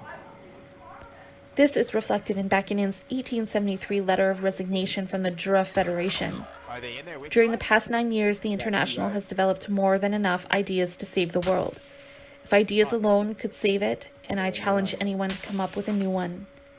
It's no longer the time for ideas, it's time for actions. This perspective undoubtedly retains proletarian historical thought's recognition that ideas must be put into practice, but it abandons the historical terrain by assuming that the appropriate forms for this transition to practice have already been discovered and will never change. 93. The anarchists, who explicitly distinguish themselves from the rest of the workers' movement by their ideological conviction, reproduce this separation of competencies within their own ranks by providing a terrain that facilitates the informal domination of each particular anarchist organization by propagandists and defenders of their ideology, specialists whose mediocre intellectual activity is largely limited to the constant regurgitation of a few eternal truths. The anarchists' ideological reverence for unanimous decision-making has ended up paving the way for uncontrolled manipulation of their own organizations by specialists in freedom. And revolutionary anarchism expects the same type of unanimity obtained by the same means from the masses once they have been liberated. Furthermore, the anarchists' refusal to take into account the great differences between the conditions of a minority banded together in present-day struggles and of a post-revolutionary society of free individuals has repeatedly led to the isolation of anarchists when the moment for collective decision-making actually arrives, as is shown by the countless anarchist insurrections in Spain that were contained and crushed at a local level. 94. The illusion more or less explicitly maintained by genuine anarchism is its constant belief that a revolution is just around the corner, and that the instantaneous accomplishment of this revolution will demonstrate the truth of anarchist ideology and of the form of practical organization that is developed in accordance with that ideology. In 1936, anarchism did indeed initiate a social revolution, a revolution that was the most advanced expression of proletarian power ever realized. But even in that case, it should be noted that the general uprising began as a merely defensive reaction to the army's attempted coup. Furthermore, inasmuch as the revolution was not carried to completion during its opening days, because Franco's forces controlled half the country and were being strongly supported from abroad, because the rest of the international proletarian movement had already been defeated, and because the camp of the Republic included various bourgeois forces and statist working-class parties, the organized anarchist movement proved incapable of extending the revolution's partial victories, or even of defending them. Its recognized leaders became government ministers, hostages to a bourgeois state that was destroying the revolution even as it proceeded to lose the Civil War. 95. The orthodox Marxism of the Second International is the scientific ideology of socialist revolution, an ideology which identifies its whole truth with objective economic processes and with the progressive recognition of the inevitability of those processes by a working class educated by their organization. This ideology revives the faith in pedagogical demonstration that was found among the utopian socialists, combining that faith with a contemplative invocation of the course of history. But it is lost both the Hegelian dimension of total history and the static image of totality presented by the utopians, most richly by Fourier. This type of scientific attitude, which can do nothing more than resurrect the traditional dilemmas between symmetrical ethical choices, is at the root of Hilferding's absurd conclusion that recognizing the inevitability of socialism gives no indication as to what practical attitudes should be adopted. For it is one thing to recognize that something is inevitable, and quite another to put oneself in the service of that inevitability. Those who fail to realize that for Marx and for the revolutionary proletariat, unitary historical thought was in no way distinct from a practical attitude to be adopted, generally ended up becoming victims of the practice they did adopt. 96. The ideology of the social democratic organizations put those organizations under the control of the professors who were educating the working class, and their organizational forms corresponded to this type of passive apprenticeship. The participation of the socialists of the Second International in political and economic struggles was admittedly concrete, but it was profoundly uncritical. It was a manifestly reformist practice carried on in the name of an illusory revolutionism. This ideology of revolution inevitably foundered on the very successes of those who proclaimed it. The elevation of socialist journalists and parliamentary representatives above the rest of the movement encouraged them to become habituated to a bourgeois lifestyle. Most of them had in any case been recruited from the bourgeois intelligentsia, while industrial workers who had been recruited out of struggles in the factories were transformed by the labor union bureaucracy into brokers of labor power, whose task was to make sure that that commodity was sold at a fair price. For the activity of all these people to have retained any appearance of being revolutionary, capitalism would have had to have turned out to be conveniently incapable of tolerating this economic reformism, despite the fact that it had no trouble tolerating the legalistic political expressions of the same reformism. The Social Democrats' scientific ideology confidently affirmed that capitalism could not tolerate these economic reforms, but history repeatedly proved them wrong. 97. Bernstein, the Social Democrat least attached to a political ideology and most openly attached to the methodology of bourgeois science, was honest enough to point out this contradiction, a contradiction which had also been revealed by the reformist movement of the English workers, who never bothered to invoke any revolutionary ideology. But it was historical development itself which ultimately provided the definitive demonstration. Although full of illusions in other regards, Bernstein had denied that a crisis of capitalist production would miraculously force the hand of the socialists, who wanted to inherit the revolution only by way of this orthodox ritual. The profound social upheaval provoked by World War I, though it led to widespread awakenings of radical consciousness, twice demonstrated that the social democratic hierarchy had failed to provide the German workers with a revolutionary education capable of turning them into theorists. First, when the overwhelming majority of the party rallied to the imperialist war. Then, following the German defeat, when the party crushed the Spartacist revolutionaries. The ex-worker Ebert, who had become one of the social democratic leaders, apparently still believed in sin, since he admitted that he hated revolution, like sin, and he proved himself a fitting precursor of the socialist representation that was soon to emerge as the mortal enemy of the proletariat in Russia and elsewhere. When he accurately summed up the essence of this new form of alienation, socialism means working a lot. 98.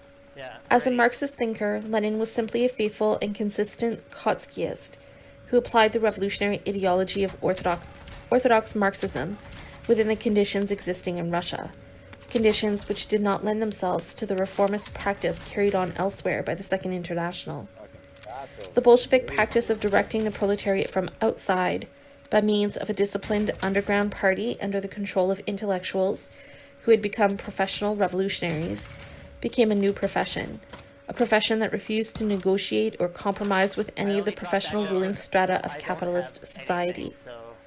The Tsarist regime was in any case incapable of offering any opportunities for such compromise, which depends on an advanced stage of bourgeois power. As a result of this intransigence, the Bolsheviks ended up practicing the profession of totalitarian social domination. 99. With the war and the collapse of international social democracy in the face of that war, the authoritarian ideological radicalism of the Bolsheviks was able to spread its influence all over the world. The bloody end of the democratic illusions of the workers' movement transformed the entire world into a Russia, and Bolshevism, reigning over the first revolutionary breakthrough engendered by this period of crisis, offered its hierarchical and ideological model to the proletariat of all countries, urging them to adopt it in order to speak Russian to their own ruling classes. Lenin did not reproach the Marxism of the Second International for being a revolutionary ideology, but for ceasing to be a revolutionary ideology. 100. The historical moment when Bolshevism triumphed for itself in Russia and social democracy fought victoriously for the old world marks the inauguration of the state of affairs that is at the heart of the modern spectacle's domination. The representation of the working class has become an enemy of the working class. 101. In all previous revolutions, wrote Rosa Luxemburg in Die Rote Fan of December 21st, 1918, The combatants faced each other openly and directly, class against class, program against program. In the present revolution, the troops protecting the old order are not fighting under the insignia of the ruling class, but under the banner of a social democratic party. If the central question of revolution was posed openly and honestly, capitalism or socialism, the great mass of the proletariat would today have no doubts or hesitations. Thus, a few days before its destruction, the radical current of the German proletariat discovered the secret of the new conditions engendered by the whole process that had gone before, a development to which the representation of the working class had greatly contributed. The spectacular organization of the ruling order's defense, the social reign of appearances, where no central question can any longer be posed openly and honestly. The revolutionary representation of the proletariat had at this stage become both the primary cause and the central result of the general falsification of society. I think I fucked up the positioning, but we'll see. 102. The organization of the proletariat on the Bolshevik model resulted from the backwardness of Russia and from the abandonment of revolutionary struggle by the workers' movements of the advanced countries. And those same backward conditions also tended to foster the counter-revolutionary aspects that form of organization had unconsciously contained from its inception. I think The repeated failure of the mass of the European workers' movement to take advantage of the hic Rhodus, hic Salta of the 1918 to 20 period, a failure which included the violent destruction of its own radical minority, contributed to the consolidation of the Bolshevik development and enabled that fraudulent outcome to present itself to the world as the only possible proletarian solution.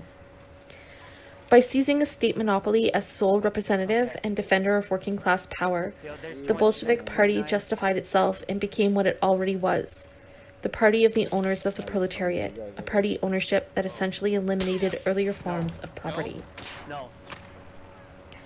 103. For 20 years, the various tendencies of Russian social democracy had engaged in an unresolved debate over all the conditions that might bear on the overthrow of the Tsarist regime. The weakness of the bourgeoisie, the preponderance of the peasant majority, and the potentially decisive role of a proletariat which was concentrated and combative, but which constituted only a small minority of the population. This debate was eventually resolved in practice by a factor that had not figured in any of the hypotheses. A revolutionary bureaucracy that placed itself at the head of the proletariat, seized state power, and proceeded to impose a new form of class domination. Yeah, we got 3 minutes. A strictly bourgeois revolution had been impossible.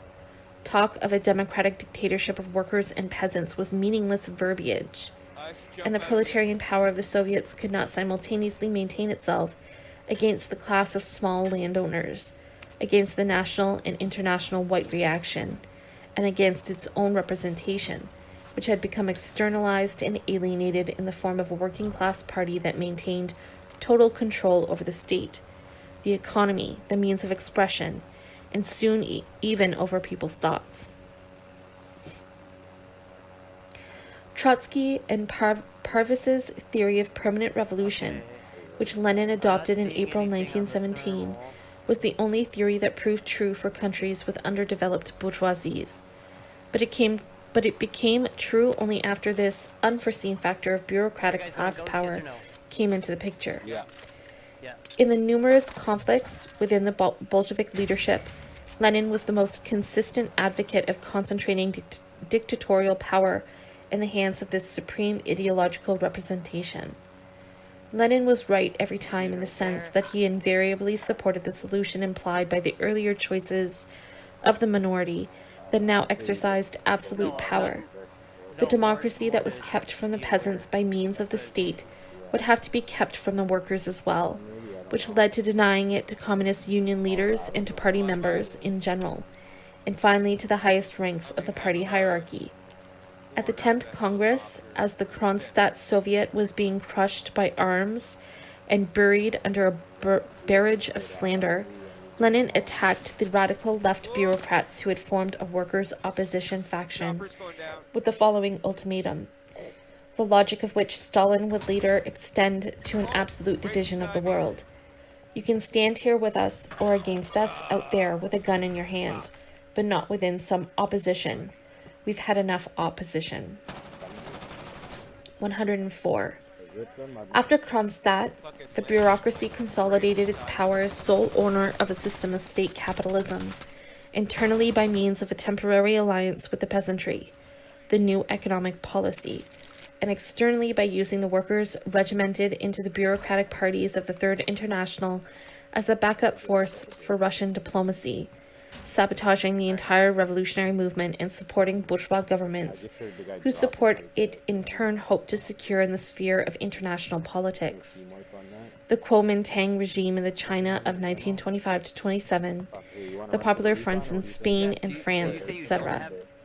The Russian bureaucracy then carried this consolidation of power to the next stage by subjecting the peasantry to a reign of terror, implementing the most brutal, primitive accumulation of capital in history. Where did you die? The industrialization of the Stalin era revealed the bureaucracy's ultimate function, continuing the reign of the economy by preserving the essence of market society, commodified labor. It also demonstrated the independence of the economy. The economy has come to dominate society so completely that it is proved capable of recreating the class domination it needs for its own continued operation. That is, the bourgeoisie has created an independent power that is capable of maintaining itself, even without a bourgeoisie. The totalitarian bureaucracy was not the last owning class in history, in Bruno Risi's sense. It was merely a substitute ruling class for the commodity economy. Holy shit. A faltering capitalist property system was replaced by a cruder version of itself, simplified, less diversified, and concentrated on the collective property of the bureaucratic class. This underdeveloped type of ruling class is also a reflection of economic underdevelopment, and it has no agenda beyond overcoming this underdevelopment in certain regions of the world. The hierarchical and statist framework of this crude remake of the capitalist ruling class was provided by the Working Class Party, which was itself modeled on the hierarchical separations of bourgeois organizations. As Aunt Siliga noted while in one of Stalin's prisons, technical questions of organization turned out to be social questions. 105. Leninism was the highest voluntaristic expression of revolutionary ideology, a coherence of the separate governing, a reality that resisted it.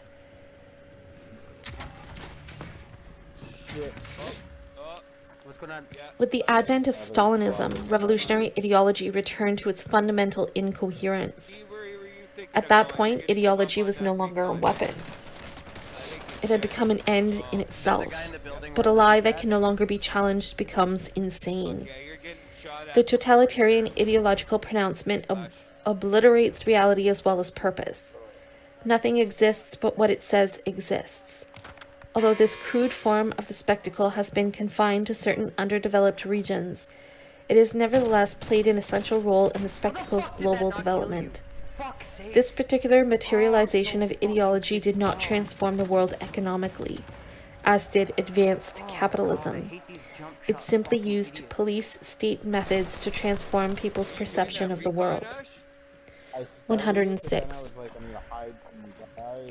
The ruling totalitarian ideological class is the ruler of a world turned upside down. The more powerful the class, the more it claims not to exist, and its power is employed above all to enforce this claim. It is modest only on this one point, however, because this officially non-existent bureaucracy simultaneously attributes the crowning achievements of history to its own infallible leadership.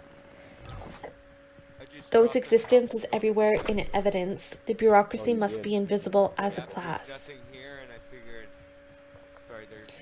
As a result, all social life becomes insane. The social organization of total falsehood stems from this fundamental contradiction. 107. Stalinism was also a reign of terror within the bureaucratic class. The terrorism on which this class's power was based inevitably came to strike the class itself, because this class has no juridical legitimacy, no legally recognized status as an owning class which could be extended to each of its members. Yeah. Its ownership has to be masked because it is based on false consciousness. This false consciousness can maintain its total power only by means of a total reign of terror in which all real motives are ultimately obscured. The members of the ruling bureaucratic class have the right of ownership over society only collectively, as participants in a fundamental lie. They have to play the role of the proletariat governing a socialist society. They have to be actors faithful to a script of ideological betrayal. Yet they cannot actually participate in this counterfeit entity unless their legitimacy is validated.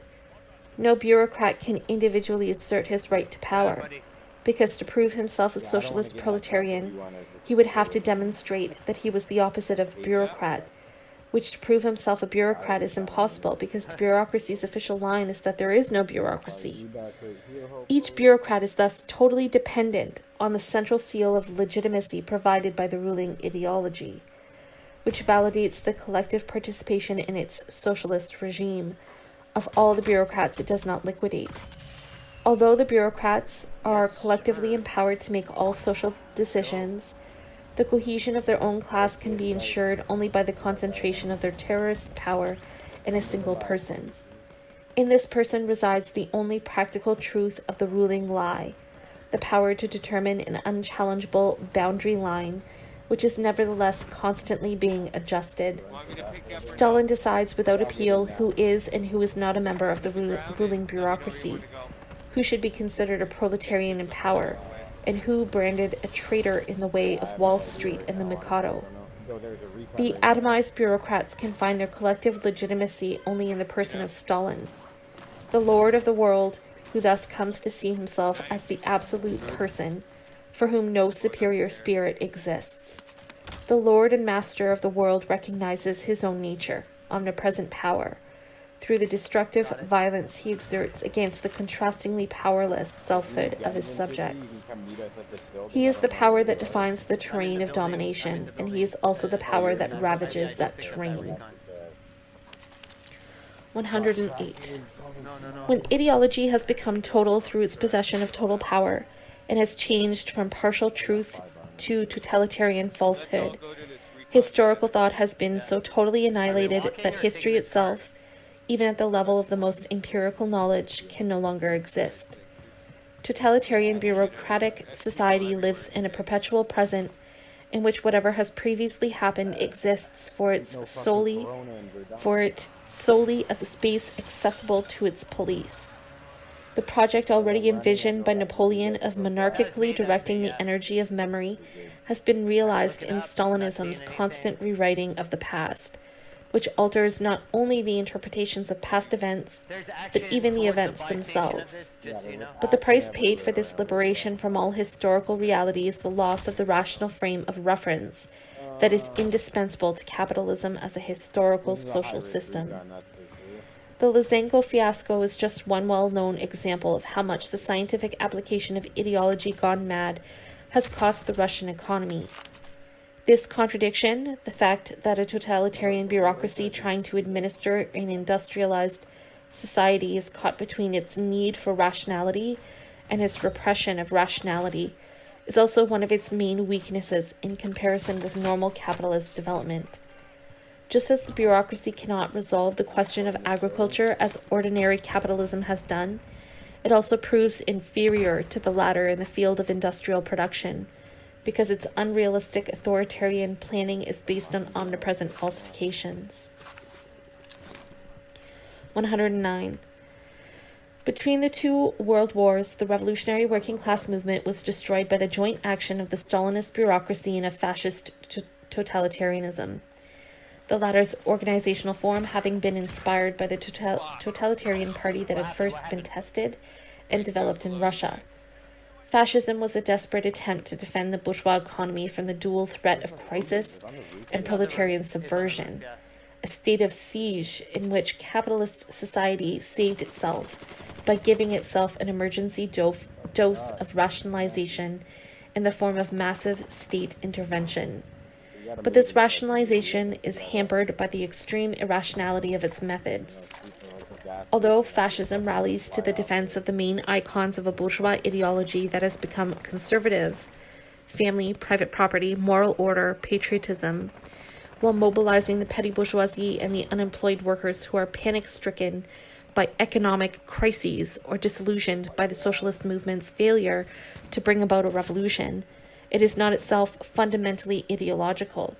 It presents itself as what it is, a violent resurrection of myth, calling for participation in a community defined by archaic pseudo-values, race, blood, leader. Fascism is a technologically equipped primitivism. Its factitious mythological rehashes are presented in the spectacular context of the most modern means of conditioning and illusion. It is thus a significant factor in the formation of the modern spectacle, and its role in the destruction of the old working class movement also makes it one of the founding forces of present-day society. But since it is also the most costly method of preserving the capitalist order, it has generally ended up being pushed to the back of the stage and replaced by the major capitalist states, which represent stronger and more rational forms of that order. 110. When the Russian bureaucracy has finally succeeded in doing away with the vestiges of bourgeois property that hampered its rule over the economy, in developing this economy for its own purposes, and in being recognized as a member of the club of great powers, it wants to enjoy its world in peace and to disencumber itself from the arbitrariness to which it is still subjected. It thus denounces the Stalinism at its origin. But this denunciation remains Stalinist, arbitrary, unexplained, and subject to continual modification, because the ideological lie at its origin can never be revealed. The bureaucracy cannot liberalize itself either culturally or politically, because its existence as a class depends on its ideological monopoly, which, for all its cumbersomeness, is its sole title to ownership. This ideology has lost the passion of its original expression, but its passionless routinization still has the repressive function of controlling all thought and prohibiting any competition whatsoever. The bureaucracy is thus helplessly tied to an ideology that is no longer believed by anyone. The power that used to inspire terror now inspires ridicule, but this ridiculed power must still defend itself with the threat of resorting to the terrorizing force it would like to be rid of. Thus, at the very time when the bureaucracy hopes to demonstrate its superiority on the terrain of capitalism, it reveals itself to be a poor cousin of capitalism, just as its actual history contradicts its facade of legality, and its crudely maintained ignorance contradicts its scientific pretensions.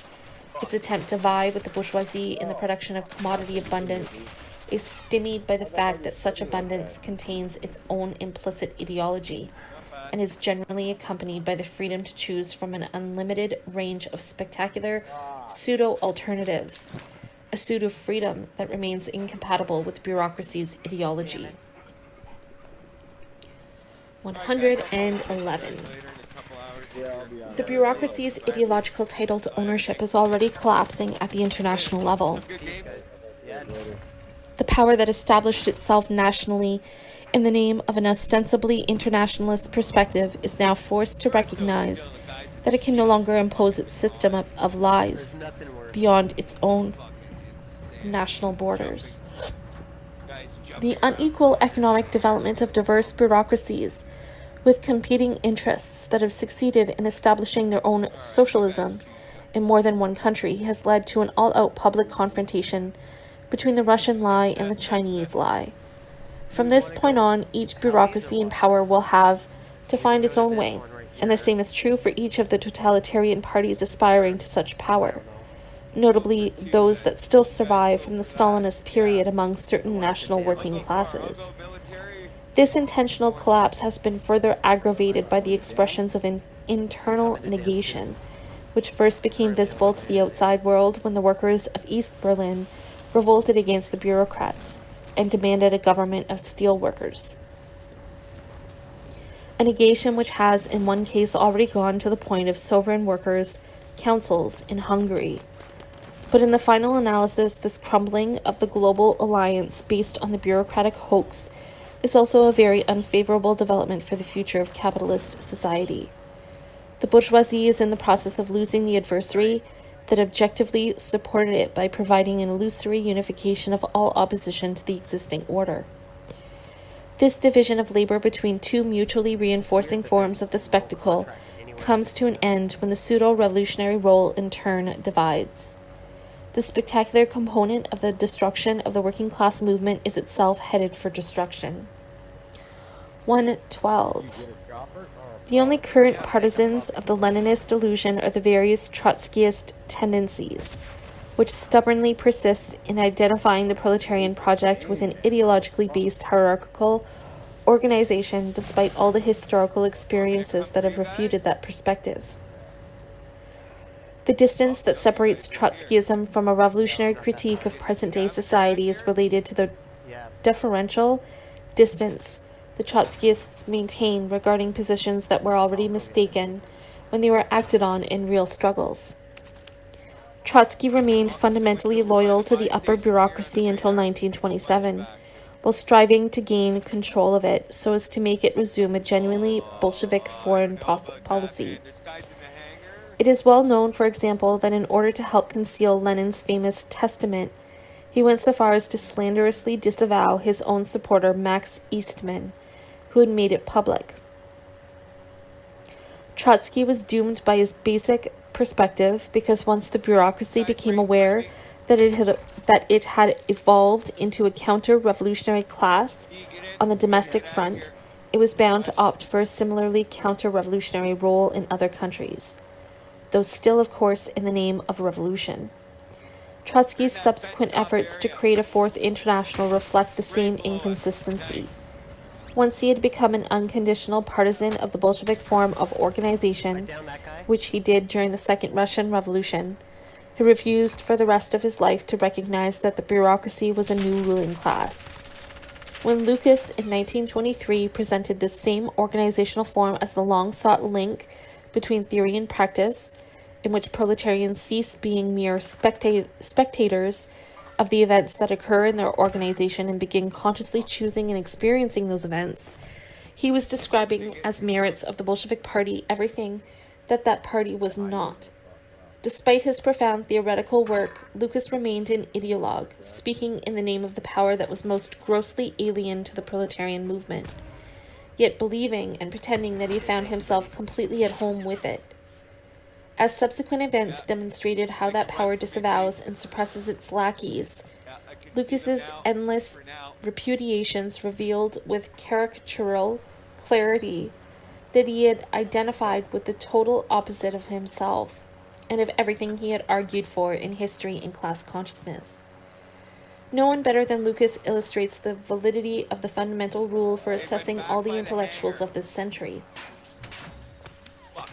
What they respect is a precise measure of their own degradation.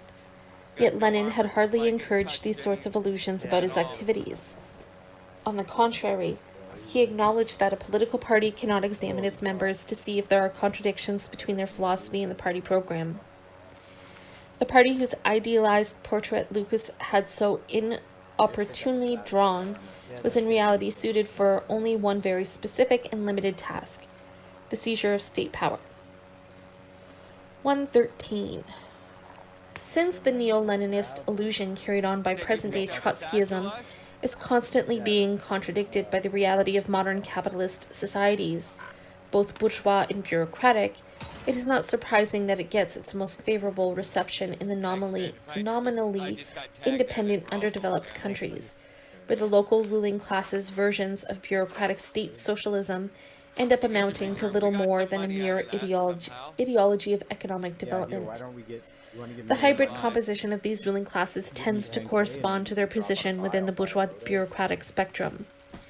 Their international maneuvering between those two poles of capitalist power, along with their numerous ideological compromises, notably with Islam, stemming from their heterogeneous social bases, end up removing from these degraded versions of ideological socialism everything serious except the police.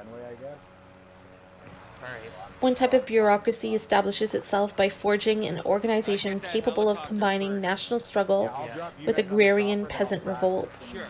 It then, Plan. as in China, tends to apply the Stalinist model of industrialization in societies that are even less developed than Russia was in 1917. The explosion A to bureaucracy able to industrialize the nation may also develop out of the Someone's petty being, bourgeoisie, with Yeah, power yeah, being yeah. seized Oh, by the- army the officers, helicopter. as happened in Egypt. Yeah.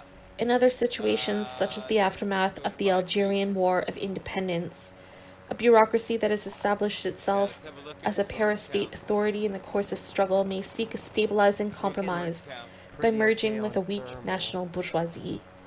Yeah, Finally, there's a in the guy former right here. colonies of Black Africa that remain openly tied to the American and European bourgeoisie, a local bourgeoisie constitutes itself, usually forming around the traditional tribal chiefs, through its possession of the state. Foreign imperialism remains the real master of the economy of these countries, but at a certain stage, its native agents are rewarded for their sale of local products by being granted possession of a local state, a state that is independent from the local masses, but not from imperialism. Incapable of accumulating capital, this artificial bourgeoisie does nothing but squander the surplus value it extracts from local labor and the subsidies it receives from the foreign states and international monopolies that are its protectors. Because of the obvious inability of these bourgeois classes to fulfill the normal economic functions of a bourgeoisie, they soon find themselves challenged by oppositional movements based on the bureaucratic model, more or less adapted to particular local conditions.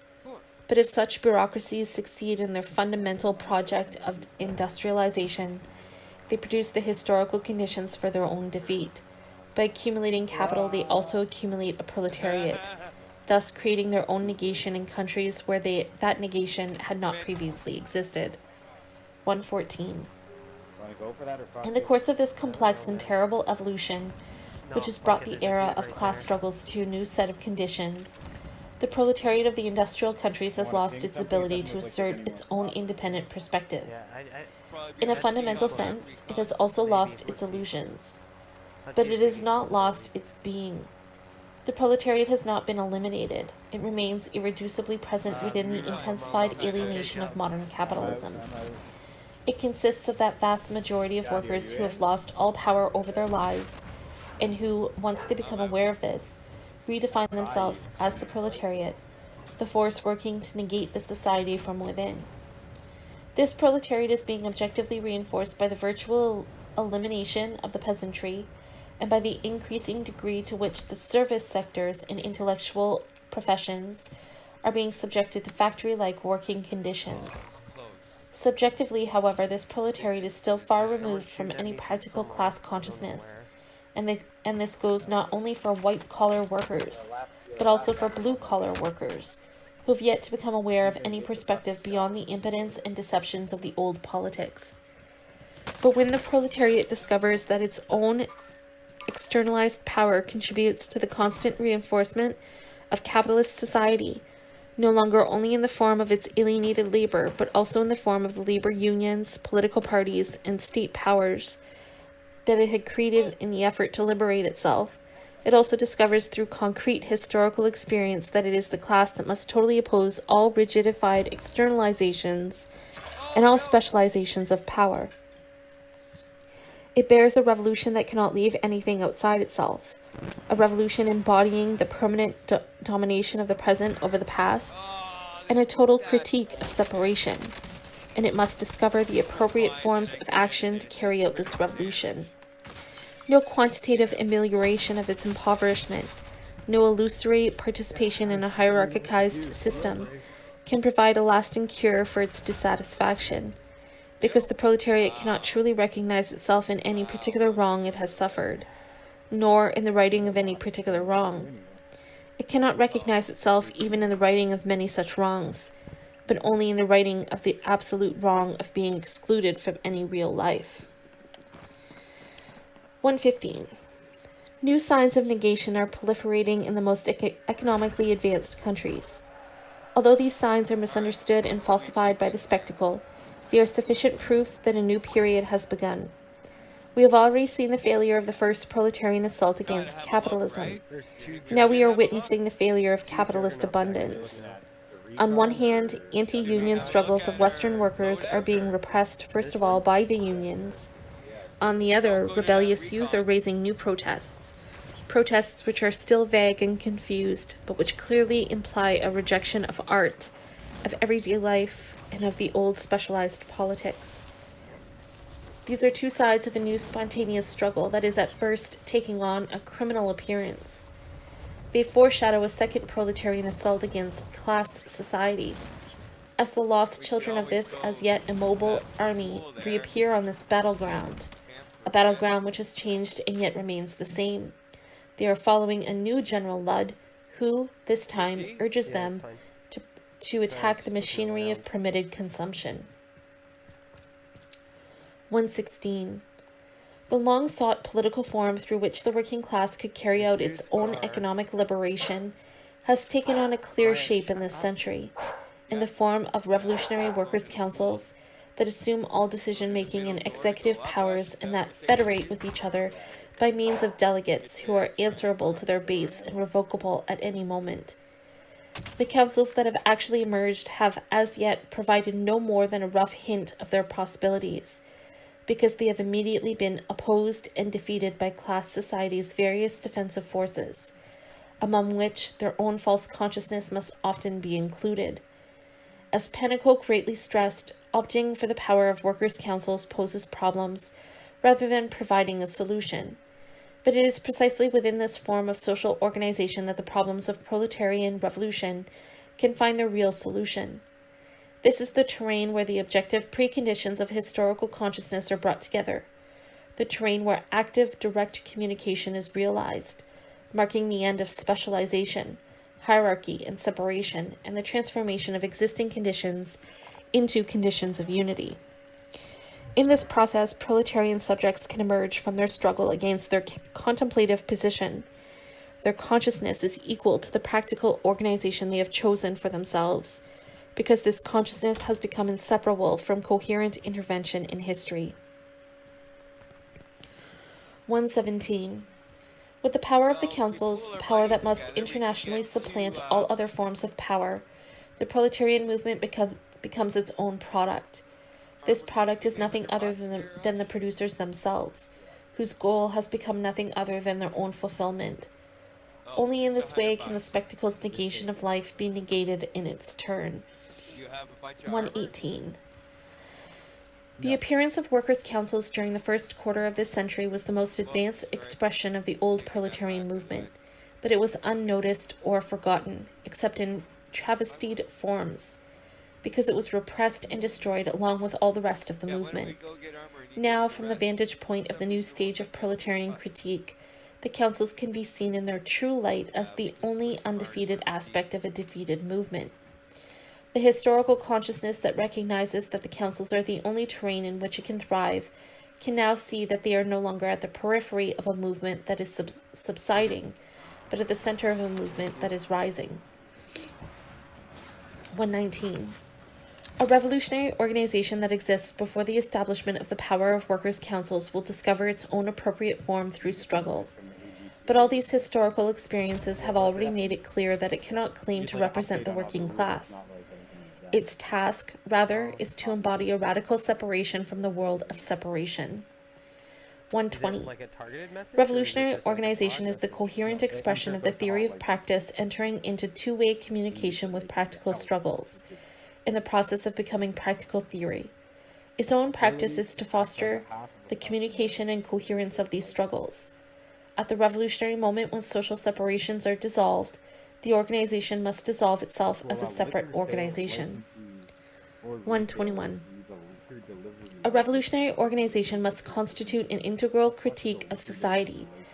That is, it must make a comprehensive critique of all aspects of alienated social life, while refusing to compromise with any form of separate power anywhere in the world. In the organization's struggle against class society, the combatants themselves are the fundamental weapons. A revolutionary organization must thus see to it that the dominant society's conditions of separation and hierarchy are not reproduced within itself. It must constantly struggle against its deformation by the ruling spectacle. The only limit to participation in the organization's total democracy is that each of its members must have recognized and appropriated the coherence of the organization's critique, a coherence that must be demonstrated both in the critical theory as such and in the relation between that theory and practical activity. 122. As capitalism's ever-intensifying imposition of alienation at all levels makes it increasingly hard for workers to recognize and name their own impoverishment, putting them in the position of having to reject that impoverishment in its totality, or not at all, revolutionary organizations has had to learn that it can no longer combat alienation by means of alienated forms of struggle. 123. Proletarian revolution depends entirely on the condition that, for the first time, theory as understanding of human practice be recognized and lived by the masses. It requires that workers become dialecticians and put their thought into practice. It thus demands of people without qualities more than the bourgeois revolution demanded of the qualified individuals it delegated to carry out its tasks, because the partial ideological consciousness developed by a segment of the bourgeois class was based on the economy, that central part of social life in which that class was already in power. The development of class society to the stage of the spectacular organization of non-life is thus leading the revolutionary project to become visibly what it has already been in essence. 124. Revolutionary theory is now the enemy of all revolutionary ideology, and it knows it. This is Chapter 5, Time and History. O gentlemen, the time of life is short, and if we live to tread on kings. That was a quote from Shakespeare. 125. Man, the negative being who is solely to the extent that he suppresses being, is identical with time. Man's appropriation of his own nature is at the same time his grasp of the development of the universe. History is itself a real part of natural history, of the transformation of nature into man. Conversely, this natural history exists effectively only through the process of human history, the only vantage point from which one can take in that historical totality, like the modern telescope whose power enables us to look back in time, at the receding nebulas at the periphery of the universe. History has always existed, but not always in its historical form. The temporalization of humanity, brought about through the mediation of a society, amounts to humanization of time. The unconscious movement of time becomes manifest and true within historical consciousness. 126. True, though still hidden, historical movement begins with the slow and imperceptible development of the real nature of man, the nature that is born with human history out of the generative action of human society. But even with such a society has developed a technology and a language and is already a product of its own history, it is conscious only of a perpetual present. Knowledge is carried on only by the living, never going beyond the memory of the society's oldest members. Neither death nor procreation is understood as a law of time. Time remains motionless, like an enclosed space. When a more complex society finally becomes conscious of time, it tries to negate it, for it views time not as something that passes, but as something that returns. This static type of society organizes time in a cyclical manner, in accordance with its own direct experience of nature. 127. Cyclical time is already dominant among the nomadic peoples, because they find the same conditions repeated at each stage of their journey. As Hegel notes, the wandering of nomads is only formal because it is limited to uniform spaces. When a society settles in a particular location and gives space a content by developing distinctive areas within it, it finds itself confined within that locality. The periodic return to similar places now becomes the pure return of time in the same place. The repetition of a sequence of activities. The transition from pastoral nomadism to sedentary agriculture marks the end of an idle and contentless freedom and the beginning of labor. The agrarian mode of production, governed by the rhythm of the seasons, is the basis for fully developed cyclical time. Eternity is within this time. It is the return of the same here on earth. Myth is the unitary mental construct which guarantees that the cosmic order conforms with the order that this society has in fact already established within its frontiers. 128. The social appropriation of time and the production of man by human labor develop within a society divided into classes. The power that establishes itself above the poverty of the society of cyclical time, the class that organizes this social labor and appropriates its limited surplus value, simultaneously appropriates the temporal surplus value resulting from its organization of social time. It alone possesses the irreversible time of the living. The wealth that can only be concentrated in the hands of the rulers and spent in extravagant festivities amounts to a squandering of historical time at the surface of society. The owners of this historical surplus value are the only ones in a position to know and enjoy real events. Separated from the collective organization of time associated with the repetitive production at the base of social life, this historical time flows independently above its own static community. This is the time of adventure and war, the time in which the masters of cyclical society pursue their personal histories. It is also the time that emerges in the clashes with foreign communities that disrupt the unchanging social order.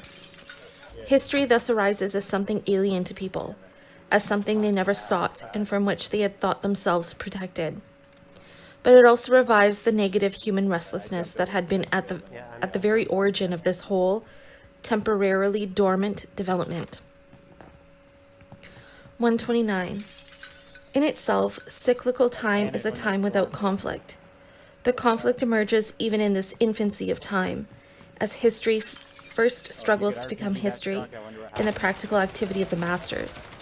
This history creates a surface irreversibility. Its movement constitutes the very time it uses up within the inexhaustible time of cyclical society. 130. Static societies are societies that have reduced their historical movement to a minimum, that have managed to maintain their internal conflicts and their conflicts with the natural and human environment in a constant equilibrium. Although the extraordinary diversity of the institutions established for this purpose bears eloquent testimony to the flexibility of human nature's self-creation, this diversity is apparent only to the external observer, the ethnologist who looks back from the vantage point of historical time. In each of these societies, a definitive organizational structure has eliminated any possibility of change.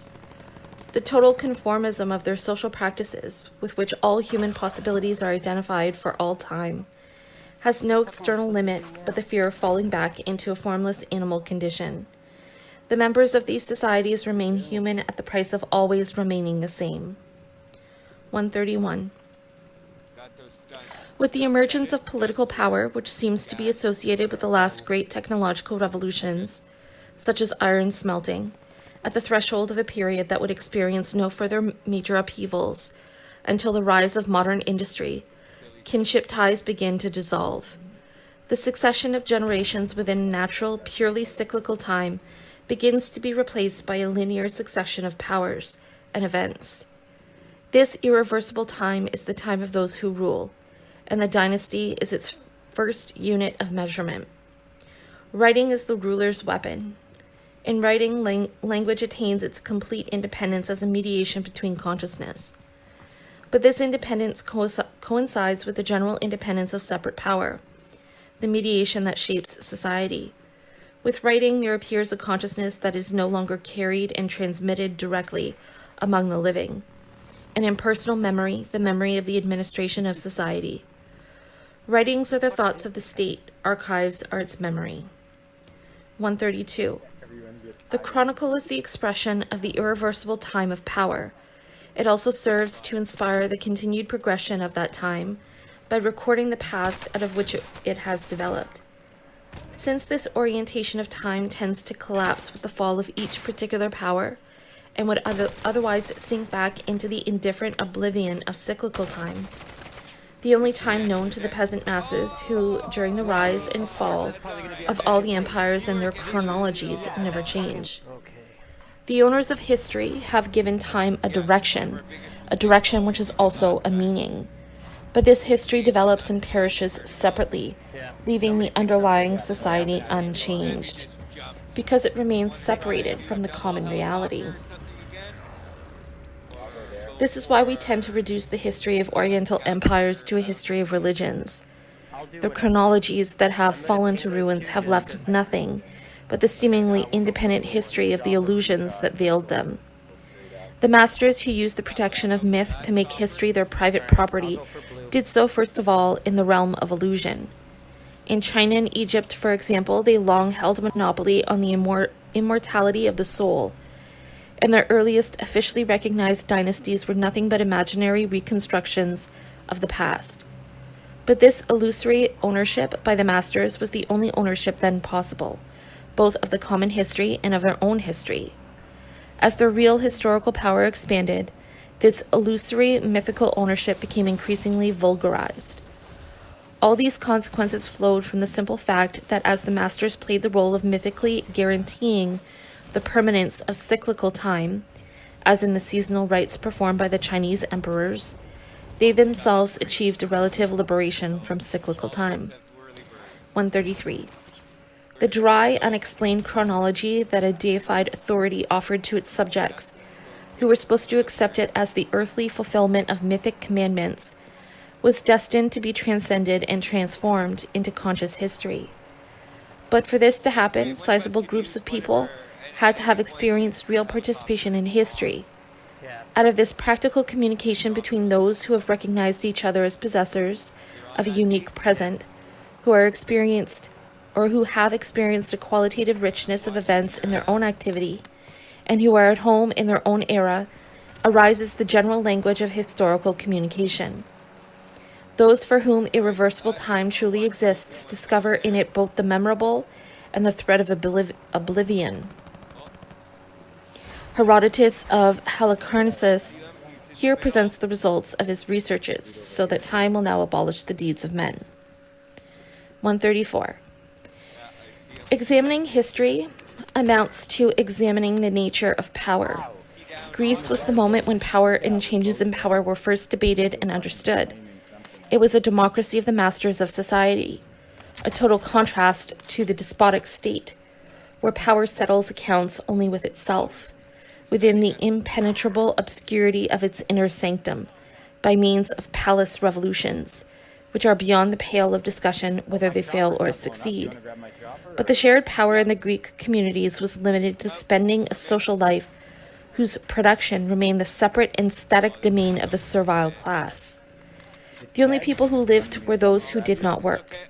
The divisions among the Greek communities and their struggles to exploit foreign cities were the externalized expression of the internal principle of separation, on which each of them was based. Although Greece had dreamed of universal history, it did not succeed in unifying itself in the face of foreign invasion, or even in unifying the calendars of its independent city-states. Historical time became conscious in Greece, but it was not yet conscious of itself. 135. The disappearance of the particular conditions that had fostered the Greek communities brought about a regression of Western historical thought, but it did not lead to a restoration of the old mythic structures.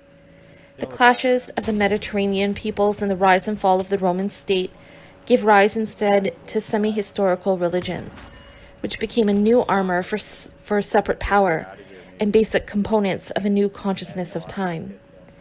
136. The monotheistic religions were a compromise between myth and history, between the cyclical time that still governed the sphere of production and the irreversible time that was the theater of conflicts and regroupings among different peoples. The religions that evolved out of Judaism were abstract universal acknowledgments of an irreversible time that had become democratized and open to all, but only in the realm of illusion. Time is totally oriented toward a single final event.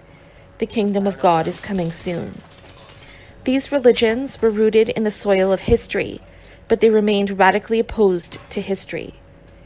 The semi-historical religions establish a qualitative point of departure in time, the birth of Christ, the flight of Mohammed, but their irreversible time, introducing an accumulation that would take the form of conquest in Islam and of increasing capital in Reformation Christianity, is inverted in religious thought and becomes a sort of countdown, waiting for time to run out before the last judgment and the advent of the other, true world.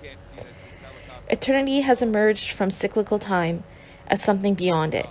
It is also the element that restrains the irreversibility of time, suppressing history within history itself by positioning itself on the other side of irreversible time, as a pure point into which cyclical time returns and disappears. Bossuet will still say, by way of time which passes we enter eternity, which does not pass. 137. The Middle Ages, an incomplete mythical world whose consummation lay outside itself, is the period when cyclical time, though still governing the major part of production, really begins to be undermined by history. An element of irreversible time is recognized in the successive stages of each individual's life. Life is seen as a one-way journey through a world whose meaning lies elsewhere. The pilgrim is the person who leaves cyclical time behind and actually becomes the traveler that everyone else is symbolically. Personal historical life still finds its fulfillment within the sphere of the ruling powers, in struggles waged by those powers or in struggles over disputed power. But the ruler's irreversible time is now shared to an unlimited degree due to the general unity brought about by the oriented time of the Christian era, a world of armed faith where the adventures of the masters revolve around fealty and disputes over who owes fealty to whom.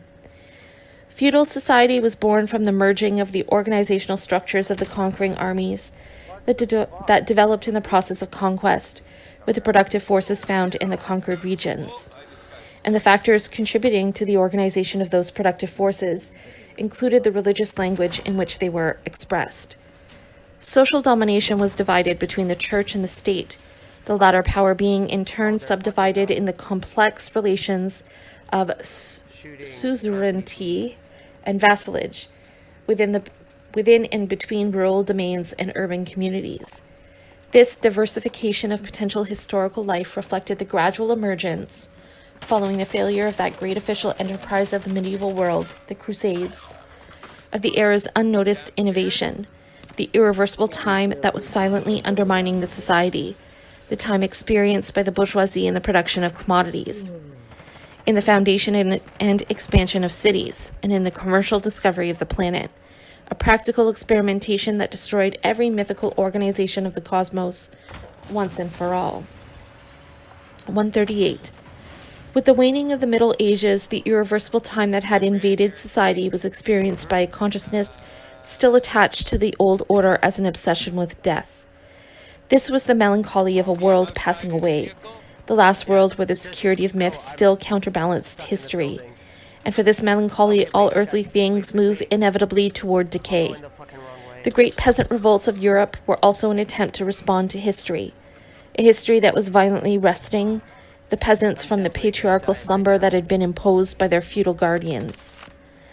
The millenarians' utopian aspiration of creating heaven on earth revived a dream that had been at the origin of the semi-historical religions, when the early Christian communities, like the Judaic Messianism from which they had sprung, responded to the troubles and misfortunes of their time by envisioning the imminent realization of the kingdom of God, thereby adding an element of unrest and subversion to ancient society. When Christianity reached the point of sharing power within the empire, it denounced whatever still remained of this hope as mere superstition. This is what Augustine was doing when, in a formula that can be seen as the archetype of all the modern ideological apologetics, he declared that the kingdom of God had in fact already come long ago, that it was nothing other than the established church. The social revolts of the millenarian peasantry naturally began by defining their goal as the overthrow of that church. But millenarianism developed in a historical world, not on the terrain of myth. Modern revolutionary hopes are not irrational continuations of the religious passion of millennialism. millenarianism, as Norman Kahn thought he had demonstrated in The Pursuit of the Millennium. On the contrary, millenarianism, revolutionary class struggle, speaking the language of religion for the last time, was already a modern revolutionary tendency, a tendency that lacked only the consciousness that it was a purely historical movement. The millenarians were doomed to defeat because they were unable to recognize the revolution as their own undertaking. The fact that they hesitated to act until they had received some external sign of God's will was an ideological corollary to the insurgent peasants' practice of following leaders from outside their own ranks. The peasant class could not attain a clear understanding of the workings of society or of how to conduct its own struggle, and because it lacked these conditions for unifying its action and consciousness, it expressed its project and waged its wars with the imagery of an earthly paradise. 139. The Renaissance was a joyous break with eternity. Though seeking its heritage and legitimacy in the ancient world, it represented a new form of historical life. Its irreversible time was that of a never-ending accumulation of knowledge, and the historical consciousness engendered by the experience of democratic communities, and of the forces that destroy them now, took up once again, with Machiavelli, the analysis of secularized power, saying the previously unsayable about the state. In the exuberant life of the Italian cities and the creation of festivals, life is experienced as an enjoyment of the passage of time. But this enjoyment of transience is itself transient. The song of Lorenzo de Medici, with Burckhardt considered the very spirit of the Renaissance, is the eulogy this fragile historical festival delivers on itself. How beautiful the spring of life, and how quickly it vanishes. 140. The constant tendency towards the monopolization of historical life by the absolute monarchist state, a transitional form on the way to complete domination by the bourgeois class, brings into clear view the nature of the bourgeoisie's new type of irreversible time. The bourgeoisie is associated with labor time, which has finally been freed from cyclical time. With the bourgeoisie, work becomes work that transforms historical conditions. The bourgeoisie is the first ruling class for which work is a value. And the bourgeoisie, which suppresses all privilege and recognizes no value that does not stem from the exploitation of labor, has appropriately identified its own value as a ruling class with labor, and has made the progress of labor the measure of its own progress. The class that accumulates commodities and capital continually modifies nature by modifying labor itself, by unleashing labor's productivity. At the stage of absolute monarchy, all social life was already concentrated within the ornamented poverty of the court, the gaudy trappings of a bleak state administration whose apex was the profession of king. All particular historical freedoms had to surrender to this new power. The free play of the feudal lords' irreversible time came to an end in their last lost battles, in the Fronde and in the Scottish uprising in support of Charles Edward. The world now had a new foundation. 141. The victory of the bourgeoisie is the victory of a profoundly historical time, because it is the time corresponding to an economic production that continuously transforms society from top to bottom. So long as agrarian production remains the predominant form of labor, this cyclical time that remained at the base of society reinforced the joint forces of tradition, which tended to hold back any historical movement. But the irreversible time of the bourgeois economy eradicates those vestiges throughout the world. History, which until then had seemed to involve only the actions of individual members of the ruling class, and which had thus been recorded as a mere chronology of events, is now understood as a general movement, a relentless movement that crushes any individuals in its path. By discovering its basis in political economy, history becomes aware of what had previously been unconscious. But this basis remains unconscious because it cannot be brought to light. This blind prehistory, this new fate that no one controls, is the only thing that the commodity economy has democratized. 142. The history that is present in all the depths of society tends to become invisible at the surface. The triumph of irreversible time is also its metamorphosis into a time of things, because its victory was brought about by the mass production of objects in accordance with the laws of the commodity. The main product that economic development has transformed from a luxurious rarity to a commonly consumed item is thus history itself, but only in the form of the history of the abstract movement of things that dominates all qualitative aspects of life. While the earlier cyclical time had supported an increasing degree of historical time lived by individuals and groups, the irreversible time of production tends to socially eliminate such lived time. 143. The bourgeoisie has thus made irreversible historical time known and has imposed it on society, but it has prevented society from using it. Once there was history, but not anymore, because the class of owners of the economy, which is inextricably tied to economic history, must repress every other irreversible use of time, because it is directly threatened by them all. The ruling class, made up of specialists in the possession of things, who are themselves therefore possessed by things, is forced to link its fate with the preservation of this reified history, that is, with the preservation of a new immobility within history. Meanwhile, the worker at the base of society is for the first time not materially estranged from history, because the irreversible movement is now generated from that base.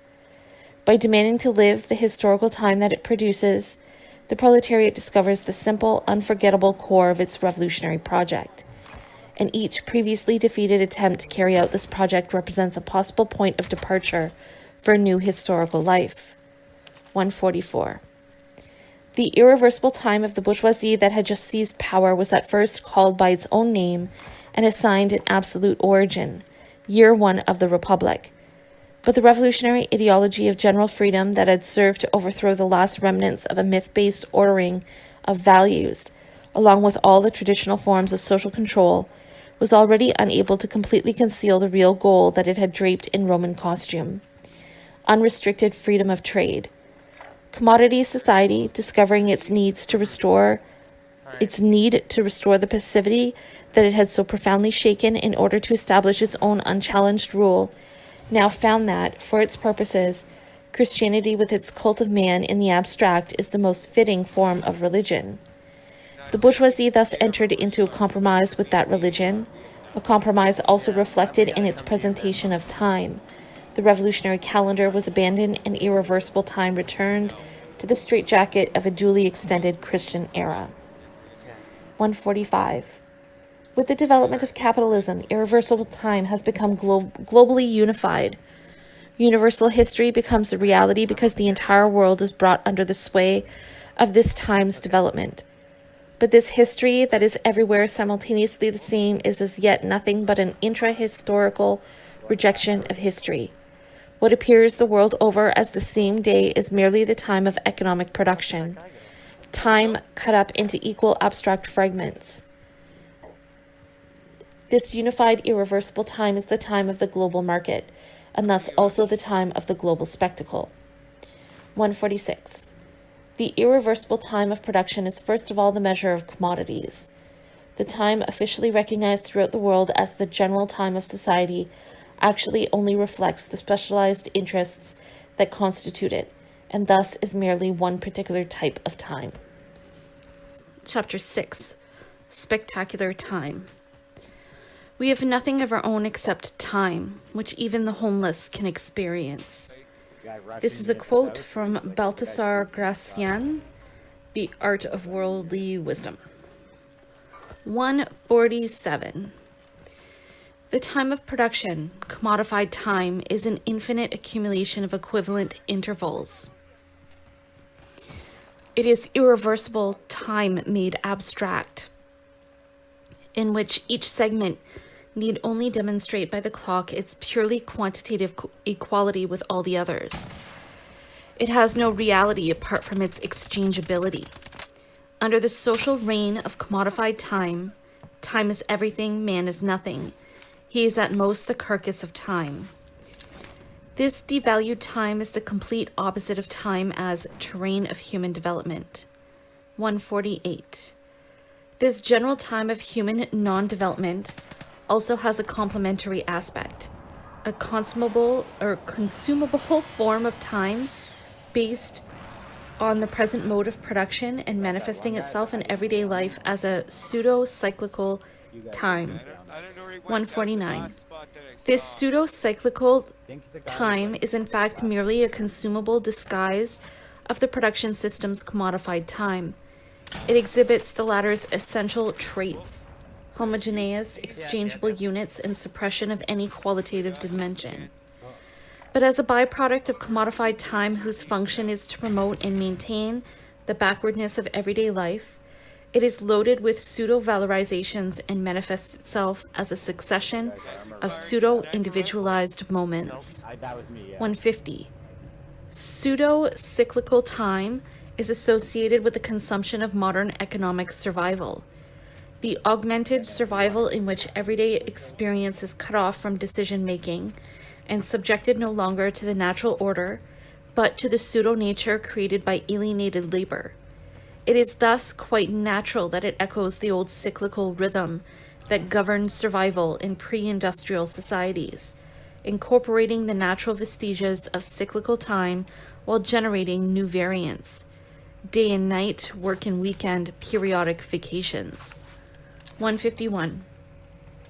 Pseudo-cyclical time is a time that has been transformed by industry. The time based on commodity production is itself a consumable commodity, one that recombines everything that the disintegration of the old unitary societies had differentiated into private life, economic life, political life. The entire consumable time of modern society ends up being treated as a raw material for various new products put on the market as socially controlled uses of time. A product that already exists in a form suitable for consumption may nevertheless serve as raw material for some other product. 152. In its most advanced sectors, concentrated capitalism is increasingly tending to market fully equipped blocks of time, each functioning as a unified commodity combining a variety of other commodities. In the expanding economy of services and leisure activities, the payment for these blocks of time is equally unified. Everything's included, whether it is a matter of spectacular living environments, touristic pseudo-travel, subscriptions to cultural consumption, or even the sale of sociability itself in the form of exciting conversations and meetings with celebrities. Spectacular commodities of this type, which would obviously never sell, were it not for the increasing impoverishment of the realities they parody, just as obviously reflect the modernization of sales techniques by being payable on credit. 153. Consumable pseudo-cyclical time is spectacular time, both in the narrow sense as time spent consuming images, and in the broader sense as image of the consumption of time. The time spent consuming images which in turn serve to publicize all the other commodities, is both the particular terrain where the spectacle's mechanisms are most fully implemented, and the general goal that those mechanisms present, the focus and epitome of all particular consumptions. Thus, the time that modern society is constantly seeking to save by increasing transportation speeds or using packaged soups ends up being spent by the American population in watching television 3 to 6 hours a day. As for the social image of the consumption of time, it is exclusively dominated by leisure time and vacations, moments portrayed like all spectacular commodities at a distance and as desirable by definition. These commodified moments are explicitly presented as moments of real life, whose cyclical return we are supposed to look forward to.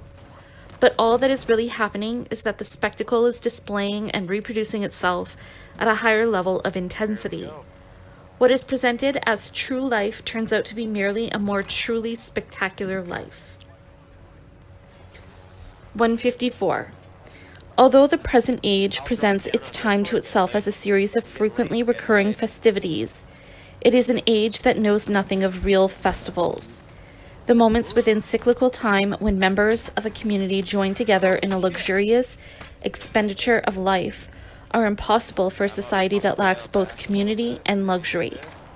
Its vulgarized pseudo-festivals are parodies of real dialogue and gift-giving.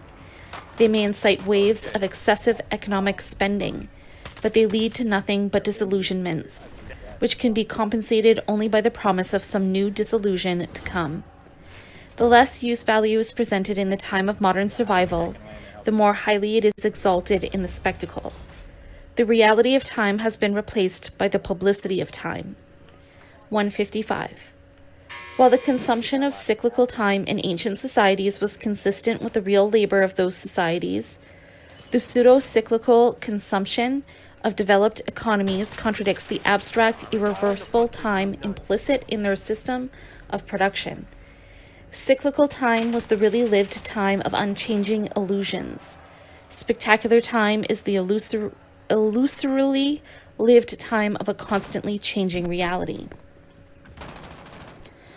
156. The production process's constant innovations are not echoed in consumption, which presents nothing but an expanded repetition of the past. Because dead labor continues to dominate living labor, in spectacular time, the past continues to dominate the present. 157. The lack of general historical life also means that individual life as yet has no history. The pseudo-events that vie for attention in spectacular dramatizations have not been lived by those who are informed about them. And, in any case, they are soon forgotten due to their increasingly frenetic replacement at every pulsation of the spectacular machinery. Conversely, what is really lived has no relation to the society's official version of irreversible time, and clashes with the pseudo-cyclical rhythm of that time's consumable byproducts.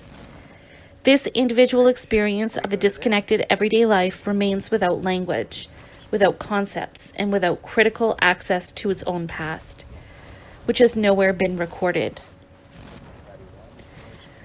Uncommunicated, misunderstood, and forgotten, it is smothered by the spectacle's false memory of the unmemorable. 158. The spectacle, considered as the reigning society's method for paralyzing history and memory and for suppressing any history based on historical time, represents a false consciousness of time. 159. In order to force the workers into the status of free producers and consumers of commodified time, it was first necessary to violently expropriate their time. The imposition of the new spectacular form of time became possible only after this initial dispossession of the producers. 160.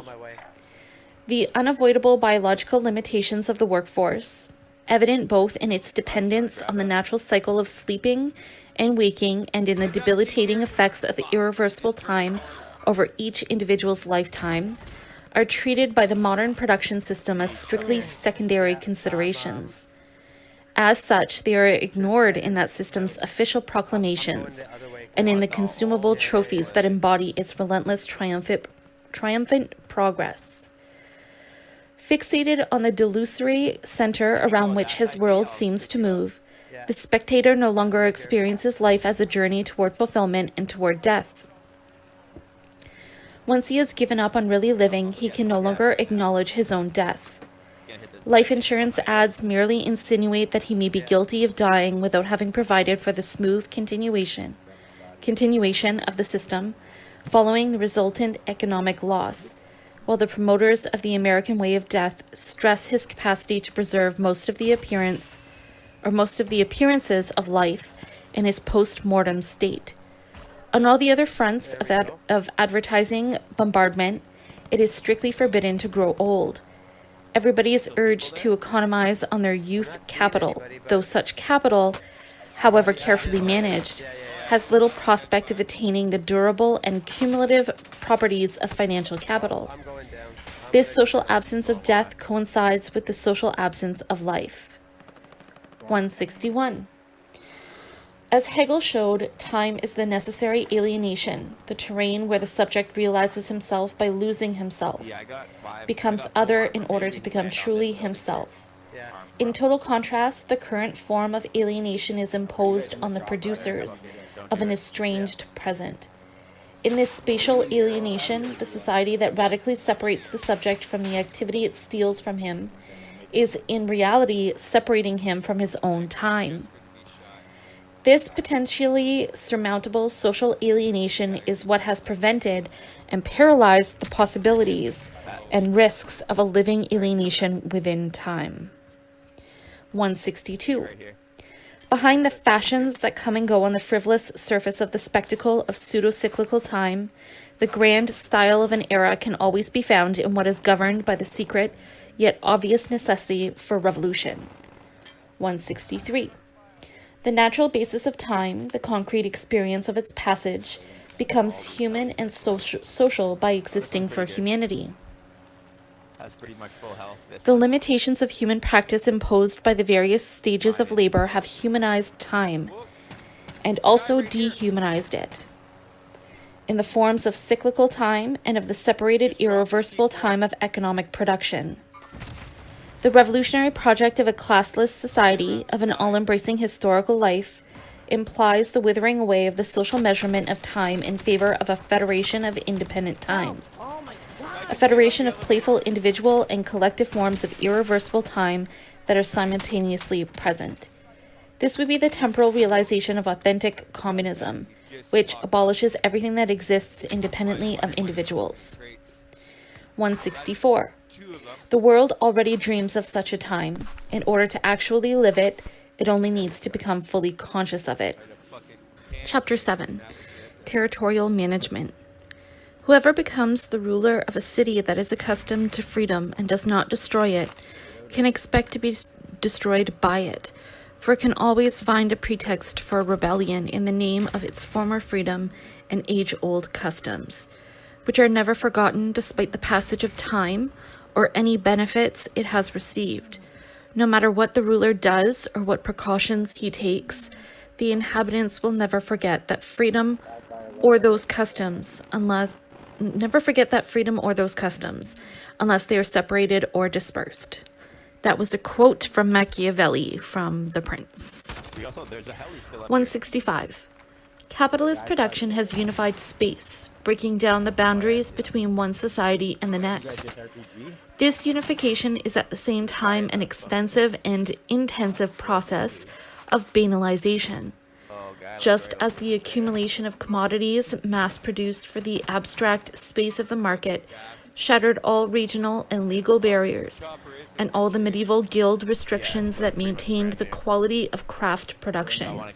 It also undermined the autonomy and quality of places. This homogenizing power is the heavy artillery that has battered down all the walls of China. 166.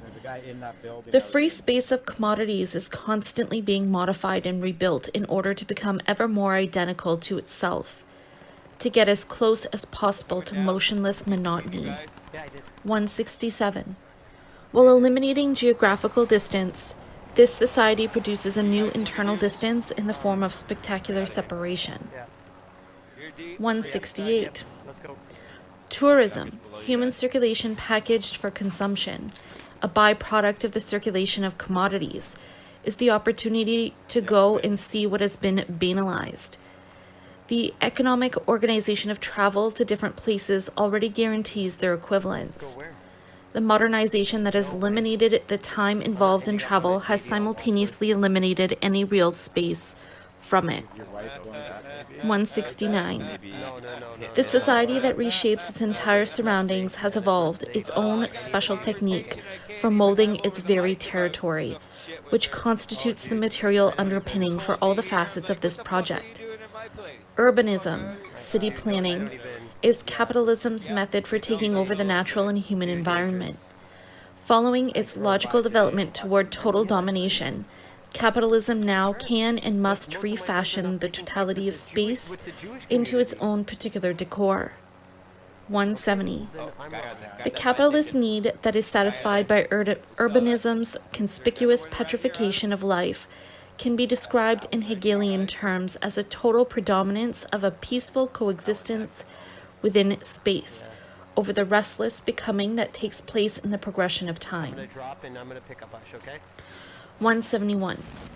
While all the technical forces of capitalism contribute toward various forms of separation, Urbanism provides the material foundation for those forces and prepares the ground for their deployment. It is the very technology of separation. 172. Urbanism is the modern method for solving the ongoing problem of safeguarding class power by atomizing workers, who had been dangerously brought together by the conditions of urban production. The constant struggle that has had to be waged against anything that might lead to such coming together has found urbanism to be its most effective field of operation. The efforts of all the established powers since the experiences of the French Revolution to increase the means of maintaining law and order in the streets have finally culminated in the suppression of the streets. Describing what he terms a one-way system, Lewis Mumford points out that, with the present means of long-distance mass communication, sprawling isolation has proved an even more effective method of keeping a population under control. But the general trend toward isolation, which is the underlying essence of urbanism, must also include a controlled reintegration of the workers in accordance with the planned needs of production and consumption. The reintegration into the system means bringing isolated individuals together as isolated individuals. Factories, cultural centers, tourist resorts, and housing developments are specifically designed to foster this type of pseudo-community. The same collective isolation prevails even within the family cell, where the omnipresent receivers of spectacular messages fill the isolation with the dominant images that derive their full power precisely from that isolation. 173. In all previous periods, architectural innovations were designed exclusively for the ruling classes. Now, for the first time, a new architecture has been designed specifically for the poor. The aesthetic poverty and vast proliferation of this new experience in habitation stem from its mass character, which character in turn stems both from its function and from the modern conditions of construction. The obvious core of these conditions is the authoritarian decision-making, which abstractly converts the environment into an environment of abstraction. The same architecture appears everywhere as soon as industrialization has begun, even in the countries that are furthest behind in this regard, as an essential foundation for implanting the new type of social existence. The contradiction between the growth of society's material powers and the continued lack of progress toward any conscious control of those powers is revealed as glaringly by the developments of urbanism as by the issues of thermonuclear weapons or genetic modification, where the possibility of manipulating heredity is already on the horizon. 174. The self-destruction of the urban environment is already well underway. The explosion of cities into the countryside, covering it with what Mumford calls a formless mass of thinly spread semi-urban tissue, is directly governed by the imperatives of consumption. The dictatorship of the automobile, the pilot product of the first stage of commodity abundance, has left its mark on the landscape with the dominance of freeways, which tear up the old urban centers and promote an ever wider dispersal. Within this process, various forms of partially reconstituted urban fabric fleetingly crystallize around distribution factories. Giant shopping centers erected in the middle of nowhere and surrounded by acres of parking space. These temples of frenetic consumption are subject to the same irresistible centrifugal momentum, which casts them aside as soon as they have engendered enough surrounding development to become overburdened secondary centers in their turn. But the technical organization of consumption is only the most visible aspect of the general process of decomposition that has brought the city to the point of consuming itself. 175. Economic history, whose entire previous development centered around the opposition between city and country, has now progressed to the point of nullifying both. As a result of the current paralysis of any historical development apart from the independent movement of the economy, the incipient disappearance of city and country does not represent a transcendence of their separation, but their simultaneous collapse. The mutual erosion of city and country, resulting from the failure of the historical movement through which existing urban reality could have been overcome is reflected in the eclectic mixture of their decomposed fragments that blanket the most industrialized regions of the world. 176. Universal history was born in cities, and it reached maturity with the city's decisive victory over the country.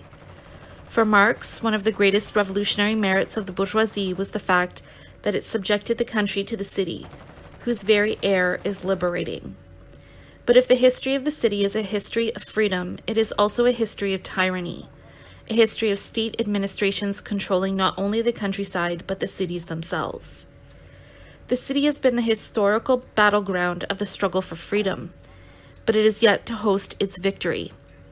The city is the focal point of history because it embodies both a concentration of social power, which is what makes historical enterprises possible, and a consciousness of the past.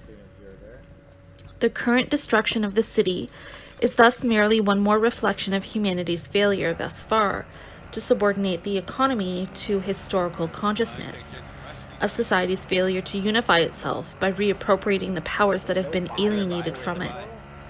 177. The country represents the complete opposite, isolation and separation. As urbanism destroys the cities, it recreates a pseudo-countryside devoid both of the natural relations of the traditional countryside and of the direct and directly challenged social relations of the historical city.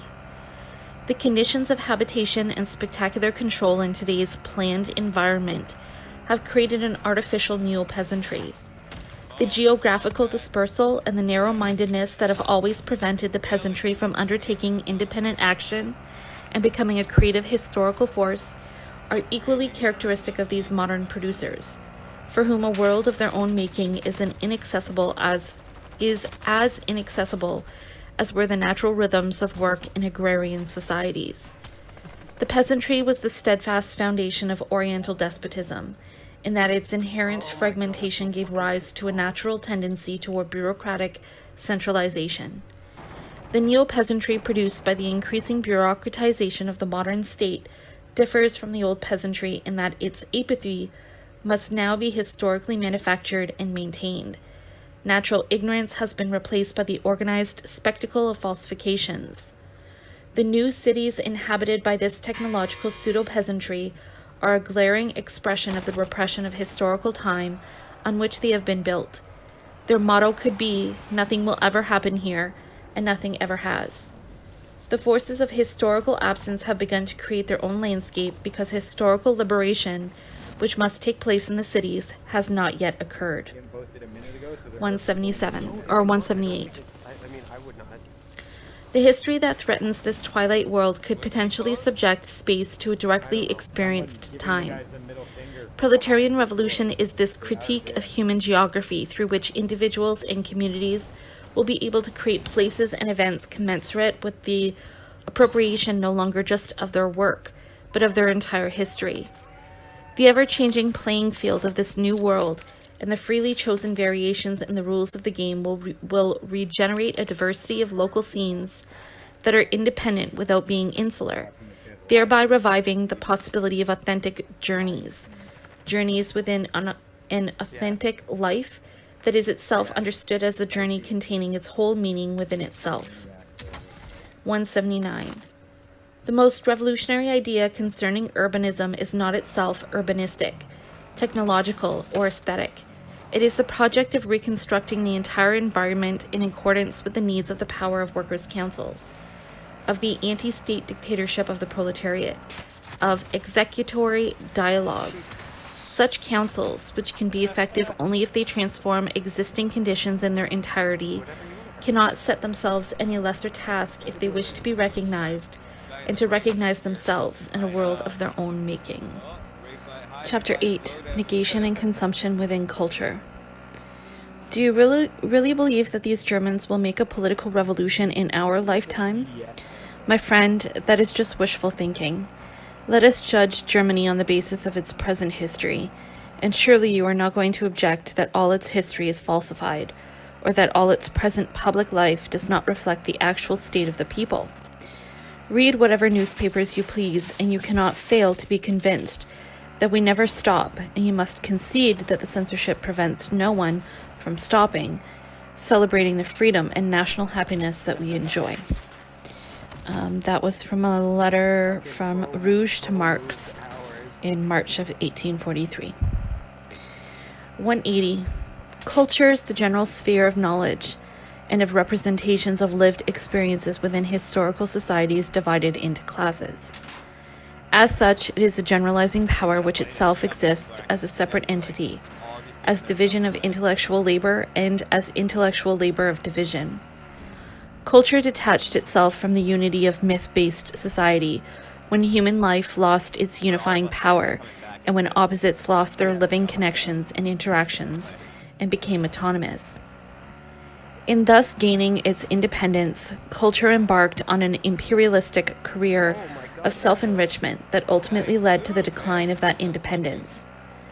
The history that gave rise to the relative autonomy of culture and to the ideological illusions regarding that autonomy is also expressed as the history of culture, and this whole triumphant history of culture can be understood as a progressive revelation of the inadequacy of culture, as a march toward culture's self-abolition.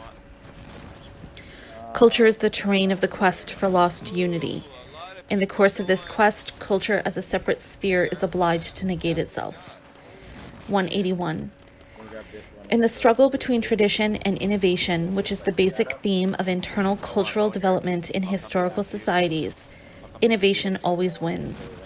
But cultural innovation is generated by nothing other than the total historical movement, a movement which, in becoming conscious of itself as a whole, tends to go beyond its own cultural presuppositions and toward the suppression of all separations. 182. The rapid expansion of society's knowledge, including the understanding that history is the underlying basis of culture, led to the irreversible self-knowledge reflected by the destruction of God. But this first condition of all critique is also the first task of a critique without end. When there are no longer any tenable rules of conduct, each result of culture pushes culture toward its own dissolution. Like philosophy, the moment it achieved full independence, every discipline that becomes autonomous is bound to collapse. First, as a credible pretension to give a coherent account of the social totality, and ultimately even as a fragmented methodology that might be workable within its own domain. Separate culture's lack of rationality is what dooms it to disappear, because that culture already contains a striving for the victory of the rational. 183. Culture grew out of a history that dissolved the previous way of life, but as a separate sphere within a partially historical society, its understanding and sensory communication inevitably remain partial. It is the meaning of an insufficiently meaningful world. 184. The end of the history of culture manifests itself in two opposing forms. The project of culture's self-transcendence within total history, and its preservation as a dead object for spectacular contemplation. The first tendency has linked its fate to social critique, the second to the defense of class power. 185. Each of these two forms of the end of culture has a unitary existence, both within all the aspects of knowledge and within all the aspects of sensory representation. That is, within what was formerly understood as art in the broadest sense of the word. In the case of knowledge, the accumulation of branches of fragmentary knowledge, which become unusable because approval of existing conditions ultimately requires renouncing one's own knowledge, is opposed by the theory of praxis, which alone has access to the truth of all these forms of knowledge, since it alone knows the secret of their use.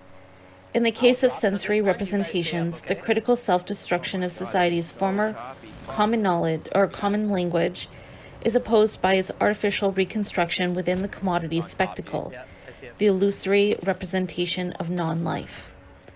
186. Once society has lost its myth-based community, it loses all the reference points of truly common language, until such time as the divisions within the inactive community can be overcome by the inauguration of a real historical community.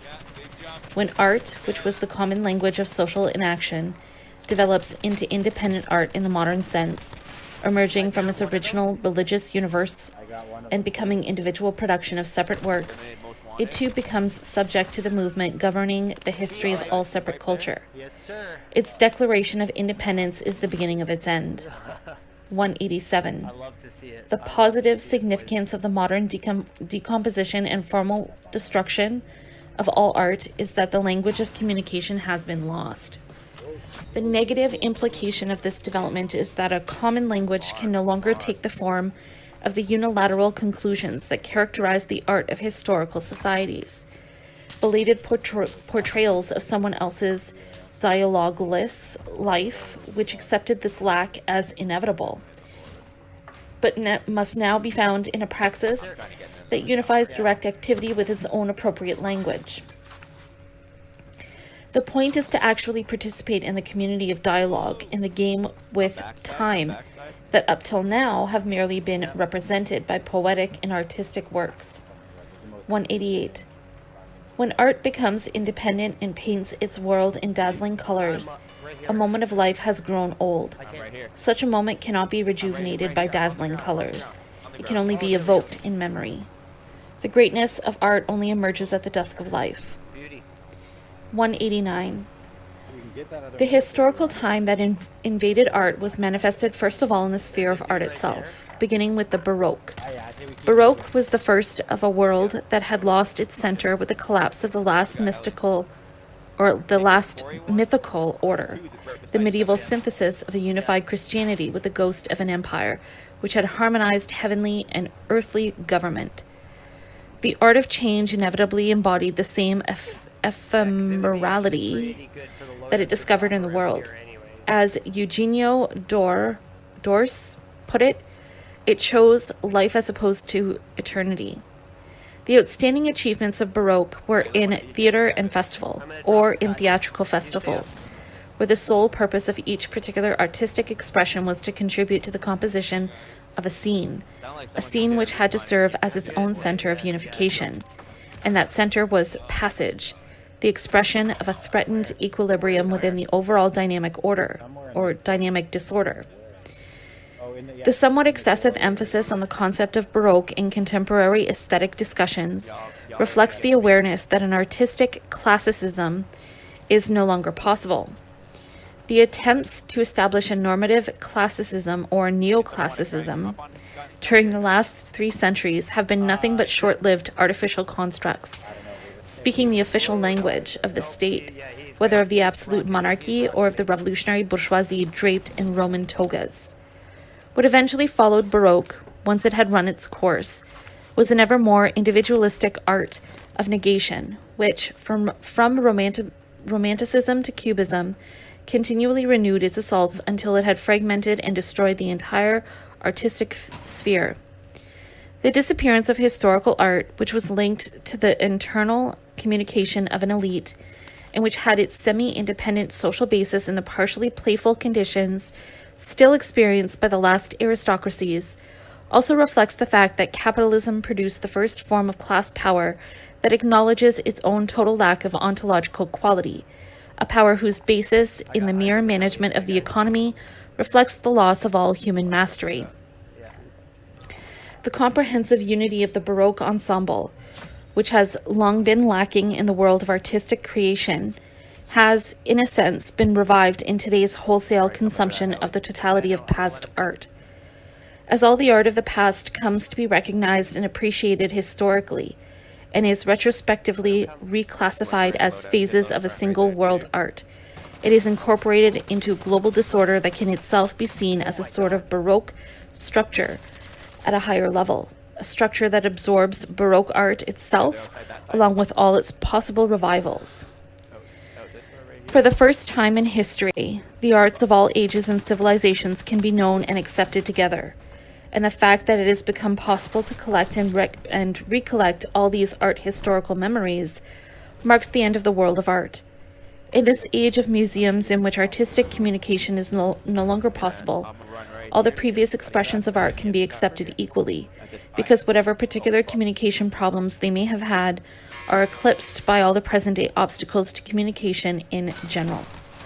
190. Art, in its period of dissolution, a movement of negation, striving for its own transcendence within a historical society where history is not yet directly lived, is at once an art of change and the purest expression of the impossibility of change.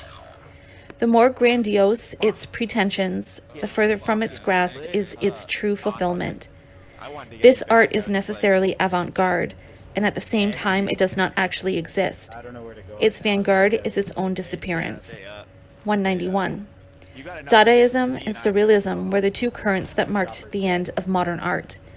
Though they were only partially conscious of it, they were contemporaries of the last great offensive of the revolutionary proletarian movement and the defeat of that movement, which left them trapped within the very artistic sphere whose decrepitude they had denounced, was the fundamental reason for their immobilization. Dadaism and Surrealism were historically linked, yet also opposed to each other. This opposition involved the most important and radical contributions of the two movements, but it also revealed the internal inadequacy of their one-sided critiques. Dadaism sought to abolish art without realizing it. Surrealism sought to realize art without abolishing it. The critical position since developed by the Situationists had shown that the abolition and realizations of art are inseparable aspects of a single transcendence of art. 192. The spectacular consumption that preserves past culture in congealed form, including co-opted rehashes of its negative manifestations, gives overt expression in its cultural sector to what it implicitly is in its totality, the communication of the incommunicable. The most extreme destruction of language can be officially welcomed as a positive development because it amounts to yet one more way of flaunting one's acceptance of a status quo where all communication has been smugly declared absent. The critical truth of this destruction, the real life of modern poetry and art, is obviously concealed, since the spectacle, whose function is to use culture to bury all historical memory, applies its own essential strategy in its promotion of modernistic pseudo-innovations. Thus, a school of neo-literature that baldly admits that it does nothing but contemplate the written word for its own sake can pass itself off as something new. Meanwhile, alongside the simple claim that the death of communication has a sufficient beauty of its own, the most modern tendency of spectacular culture, which is also the one most closely linked to the repressive practice of the general organization of society, seeks by means of collective projects to construct complex, neo-artistic environments out of decomposed elements, as can be seen in urbanism's attempts to incorporate scraps of art or hybrid aesthetico-technical forms. This is an expression in the domain of spectacular pseudo-culture of advanced capitalism's general project of remolding the fragmented worker into a socially integrated personality, a tendency that has been described by recent American sociologists, Reisman, White, etc. In all these areas, the goal remains the same, to restructure society without community. 193. As culture becomes completely commodified, it tends to become the star commodity of spectacular society. Clark Kerr, one of the foremost ideologues of this tendency, has calculated that the complex process of the production, distribution, and consumption of knowledge already accounts for 29% of the gross national product of the United States, and he predicts that in the second half of this century, culture will become the driving force of the American economy, as was the automobile in the first half of this century, and the railroad in the last half of the previous century. 194. The task of the various branches of knowledge that are in the process of developing spectacular thought is to justify an unjustifiable society and to establish a general science of false consciousness. This thought is totally conditioned by the fact that it cannot recognize, and does not want to recognize, its own material dependence on the spectacular system. 195. The official thought of the social organization of appearances is itself obscured by the generalized subcommunication that it has to defend. It cannot understand that conflict is at the origin of everything in its world. The specialists of spectacular power, a power that is absolute within its realm of one-way communication, are absolutely corrupted by their experience of contempt and by the success of that contempt, because they find their contempt confirmed by their awareness of how truly contemptible spectators really are. 196. As the very triumphs of the spectacular system pose new problems, a new division of tasks appears within the specialized thought of that system. On one hand, spectacular critique of the spectacle is undertaken by modern sociology, which studies separation exclusively by means of the conceptual and material instruments of separation. On the other, the various disciplines where structuralism has become entrenched are developing an apologetics of the spectacle, a mindless thought that imposes an official amnesia regarding historical practice. But the fake despair of non-dialectical critique and the fake optimism of overt promotion of the system are equally submissive. 197. The sociologists who, first of all in the United States, have begun to raise questions about the living conditions brought about by modern social developments have gathered a great deal of empirical data. But they have failed to grasp the true nature of their object of study, because they fail to recognize the critique that is inherent in that object.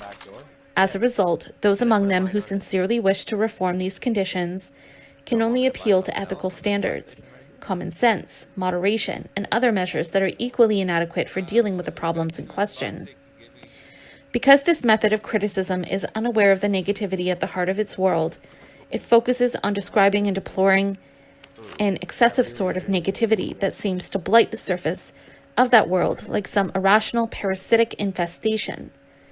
This outraged goodwill, which even within its own moralizing framework ends up blaming only the external consequences of the system, can see itself as critical only by ignoring the essentially apologetic character of its assumptions and methods. 198. Those who denounce the affluent society's incitement to wastefulness as absurd or dangerous do not understand the purpose of this wastefulness. In the name of economic rationality, they ungratefully condemn the faithful, irrational guardians that keep the power of this economic rationality from collapsing. And Boorstin, for example, whose book The Image describes spectacle commodity consumption in the United States, never arrives at the concept of the spectacle, because he thinks he can treat private life and honest commodities as separate from the excesses he deplores. He fails to understand that the commodity itself made the laws whose honest application leads both to the distinct reality of private life and to its subsequent reconquest by the social consumption of images. 199. Boorstin describes the excesses of a world that has become foreign to us as if they were excesses foreign to our world. When, like a moral or psychological prophet, he denounces the superficial reign of images as a product of our extravagant expectations, he is implicitly contrasting these excesses to a normal life that has no reality in either his book or his era, because the real human life that Boorstin evokes is located for him in the past, including the past that was dominated by religious resignation. He has no way of comprehending the true extent of the present society's domination by images. We can truly understand this society only by negating it. 200. A sociology that believes that a separately functioning industrial rationality can be isolated from social life as a whole may go on to view the techniques of reproduction and communication as independent of general industrial development. Thus, Boorstin concludes that the situation he describes is caused by an unfortunate but almost fortuitous encounter of an excessive technology of image diffusion with an excessive appetite for sensationalism on the part of today's public. This amounts to blaming the spectacle on modern man's excessive inclination to a spectator. Boorstin fails to see that the proliferation of the prefabricated pseudo-events he denounces flows from the simple fact that the overwhelming realities of present-day social existence prevent people from actually living events for themselves. Because history itself haunts modern society like a specter, pseudo-histories have to be concocted at every level of life consumption in order to preserve the threatened equilibrium of the present frozen time. 201. The current tendency towards structuralist systemization is based on the explicit or unconscious assumption that this brief freezing of historical time will last forever. The anti-historical thought of structuralism believes in the eternal presence of a system that was never created and that will never come to an end.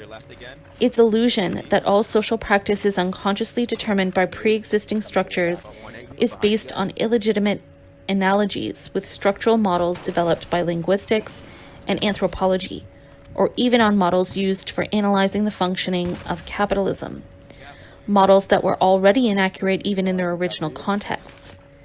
This fallacious reasoning stems from the limited intellectual capacity of the academic functionaries hired to expound this thought, who are so thoroughly caught up in their awestruck celebration of the existing system that they can do nothing but reduce all reality to the existence of that system. 202. In order to understand structuralist categories, one must bear in mind that such categories, like those of any other historical social science, reflect forms and conditions of existence. Just as one does not judge an individual by what he thinks about himself, one cannot judge or admire this particular society by assuming that the language it speaks to itself is necessarily true. We cannot judge such a period of transformation by its own consciousness.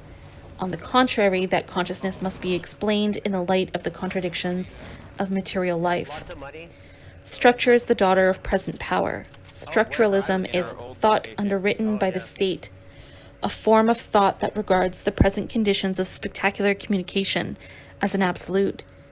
Its method of studying code in isolation from content is merely a reflection of a taken-for-granted society, where communication takes the form of a cascade of hierarchical signals. Structuralism does not prove the trans-historical validity of the society of the spectacle. On the contrary, it is the society of the spectacle imposing itself in its overwhelming reality that validates the frigid dream of structuralism. 203. The critical concept of the spectacle can also undoubtedly be turned into one more hollow formula of sociologico-political rhetoric, used to explain and denounce everything in the abstract, thus serving to reinforce the spectacular system. It is obvious that ideas alone cannot lead beyond the existing spectacle. At most, they can only lead beyond existing ideas about the spectacle. To actually destroy the society of the spectacle, people must set a practical force into motion. A critical theory of the spectacle cannot be true unless it unites with the practical current of negation in society. And that negation, the resumption of revolutionary class struggle, can for its part only become conscious of itself by developing the critique of the spectacle, which is the theory of its real conditions, the concrete conditions of present-day oppression, and which also reveals that negation's hidden potential. This theory does not expect miracles from the working class. It envisages the reformulation and fulfillment of proletarian demands as a long-term task. To make an artificial distinction between theoretical and practical struggle for the formulation and communication of the type of theory envisaged here is already inconceivable without a rigorous practice, it is certain that the obscure and difficult path of critical theory must also be the fate of the practical movement acting on the scale of society. 204. Critical theory must communicate itself in its own language, the language of contradiction, which must be dialectical in both form and content. It must be an all-inclusive critique, and it must be grounded in history. It is not a 0 degree of writing, but its reversal. It is not a negation of style, but the style of negation. 205. The very style of dialectical theory is a scandal and abomination to the prevailing standards of language, and to the sensibilities molded by those standards, because while it makes concrete use of existing concepts, it simultaneously recognizes their rediscovered fluidity and their inevitable destruction. 206. Join a fire station? This style, which includes a critique of itself, must express the domination of the present critique over its entire past. Dialectical theory's mode of exposition reveals the negative spirit within it. Truth is not like some finished product in which one can no longer find any trace of the tool that made it. This theoretical consciousness of a movement whose traces must remain visible within it is manifested by the reversal of established relationships between concepts and by the detourment of all the achievements of earlier critical efforts. Hegel's characteristic practice of reversing the genitive was an expression of historical revolutions, though that expression was confined to the form of thought. The young Marx, inspired by Feuerbach's systematic reversal of subject and predicate, achieved the most effective use of this insurrectional style, which answers the philosophy of poverty with the poverty of philosophy. Detournement re-radicalizes previous critical conclusions that have been petrified into respectable truths and thus transformed into lies. Kierkegaard already used it deliberately, though he also denounced it. But despite all your twists and turns, just as jam always returns to the pantry, you always end up introducing some little phrase which is not your own, and which awakens disturbing recollections. As he acknowledged elsewhere in the same book, this use of detournement requires maintaining one's distance from whatever has been perverted into an official truth. One further remark regarding your many complaints that I introduced borrowed expressions into my exposition. I do not deny that I did so. It was in fact done deliberately. In the next section of this work, if I ever write such a section, I intend to call this topic by its true name and to clothe the problem in its historical attire. 207. Ideas improve. The meaning of words plays a part in that improvement. Plagiarism is necessary. Progress depends on it. It sticks close to an author's phrasing, exploits his expressions, deletes a false idea, replaces it with the right one. 208. Detournement is the opposite of quotation, of appealing to a theoretical authority that is inevitably tainted by the very fact that it has become a quotation, a fragment torn from its own context and development, and ultimately from the general framework of its period and from the particular option, appropriate or erroneous, that it represented within that framework. Detournement is the flexible language of anti-ideology. It appears in communication that knows it cannot claim to embody any inherent or definitive certainty. It is language that cannot and need not be confirmed by any previous or supra-critical reference. On the contrary, its own internal coherence and practical effectiveness are what validate the previous kernels of truth it has brought back into play. Detournement has grounded its cause on nothing but its own truth as present critique. 209. The element of overt detournement is formulated theory refutes any notion that such theory is durably autonomous. By introducing into the theoretical domain the same type of violent subversion that disrupts and overthrows every existing order, detournement serves as a reminder that theory is nothing in itself, that it can realize itself only through historical action, and through the historical correction that is its true allegiance. 210. The real values of culture can be maintained only by actually negating culture. This negation can no longer be a cultural negation.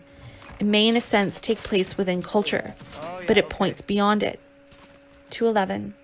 In the language of contradiction, the critique of culture is a unified critique, in that it dominates the whole of culture, its knowledge as well as its poetry, and in that it no longer separates itself from the critique of the social totality. This unified theoretical critique is on its way to meet a unified social practice. This is chapter 9, the last chapter, Ideology Materialized. Self-consciousness exists in itself and for itself, only insofar as it exists in and for another self-consciousness. That is, it exists only by being recognized. That was a quote from Hegel in the Phenomenology of Spirit. 212. Ideology is the intellectual basis of class societies within the conflictual course of history. Ideological expressions have never been pure fictions. They represent a distorted consciousness of realities, and as such they have been real factors that have in turn produced real distorting effects. This interconnection is intensified with the advent of the spectacle, the materialization of ideology brought about by the concrete success of an autonomized system of economic production, Yeah, it might be a kill which here, it might be a virtually kill here. identifies social reality with an ideology that has remolded all reality in its own image. Yeah. 213. One's ideology, the abstract will to universality and the illusion associated with that will, is legitimized by the universal abstraction RPGs or anything in your loadouts, and or the no? 'Cause effective I dictatorship Yeah, I of got it. illusion Okay, that prevail in so modern society. loadout It you is get, no grab longer a that one. voluntaristic struggle of the fragmentary, Loadout right now, boys. but its triumph. At that point, ideological pretensions take on a sort of flat, positivistic precision. Do you want to do They no that? longer Yeah. represent historical choices. They are assertions of undeniable Alright, I mean, facts. I'm open to that In idea. such a If it context, works. the particular Unless your names mic of working or what? ideologies tend to disappear. The specifically ideological forms of system supporting labor are reduced to an epistemological base that is itself presumed to be beyond ideology. Materialized ideology has no name, just as it has no formidable You guys running ghosts historical already, or what? agenda, which is another way of saying that the history of different ideologies is over. Yeah. 214. I'm not Ideology whose whole internal logic led toward what Mannheim calls total ideology, the despotism of a fragment imposing itself as pseudo-knowledge of a frozen totality, as a totalitarian worldview, has reached its culmination in the immobilized spectacle of non-history. Someone's gonna have to Its jump to culmination is the also LEC. its dissolution into society as a whole. When that society itself is concretely dissolved, ideology, the final irrationality standing in the way of historical life, FYI. must also disappear. 215. The spectacle is the epitome of ideology because in its plenitude it exposes and manifests the essence of all ideological systems, the impoverishment, enslavement, and negation of real life. The spectacle is the material expression of the separation and estrangement between man and man. Yes, sir. What? The new power of deception concentrated in it is based on the production system in which, as the quantity of objects increases, so does the realm of alien powers to which man is subjected. This is the supreme stage of an expansion that has turned need against life. The need for money is thus the true need produced by the modern economic system, and it is the only need which the latter produces. Hegel's characterization of money as the life of what is dead moving within itself has now been extended by the spectacle to all social life. 216. Oh. In contrast to the project outlined in the Theses on Feuerbach, the realization of philosophy in a praxis transcending the opposition between idealism and materialism, the spectacle preserves the ideological features of both materialism and idealism, imposing them in the pseudo-concreteness of its universe. The contemplative aspect of the old materialism, which conceives the world as representation and not as activity, and which ultimately idealizes matter, is fulfilled in the spectacle where concrete things are automatic masters of social life. Conversely, the dreamed activity of idealism is also fulfilled in the spectacle Let's do it, man. through the technical mediation of signs and signals, which ultimately materialize an abstract ideal. I got it. Oh. 217. I The didn't see it parallel there between until ideology it's and up now. schizophrenia demonstrated in Gabel's false consciousness should be considered in the context of this economic materialization of ideology. Society has become what ideology already was. The fracturing of practice and the anti-dialectical false consciousness that results from that fracturing are imposed at every moment of everyday life, subjected to the spectacle. A subjection that systematically destroys the faculty of encounter and replaces it with a social hallucination, a false consciousness of encounter, an illusion of encounter. Yeah. In a society where no one can any longer be recognized by others, each individual becomes incapable of recognizing his own reality. Ideology is at home. Separation has built its own world. 218. Oh, that's so big. In clinical accounts of schizophrenia, says Gable, the deterioration of the dialectic of totality with dissociation as its extreme form, and the deterioration of the dialectic of becoming with catatonia as its extreme form, seem closely interrelated. Imprisoned in a flattened universe bounded by the screen of the spectacle, behind which his own life has been exiled, the spectator's consciousness no longer knows anyone but the fictitious interlocutors who subject him to a one-way monologue about their commodities and the politics of their commodities. The spectacle as a whole is his mirror sign, presenting illusory escapes from a universal autism. 219.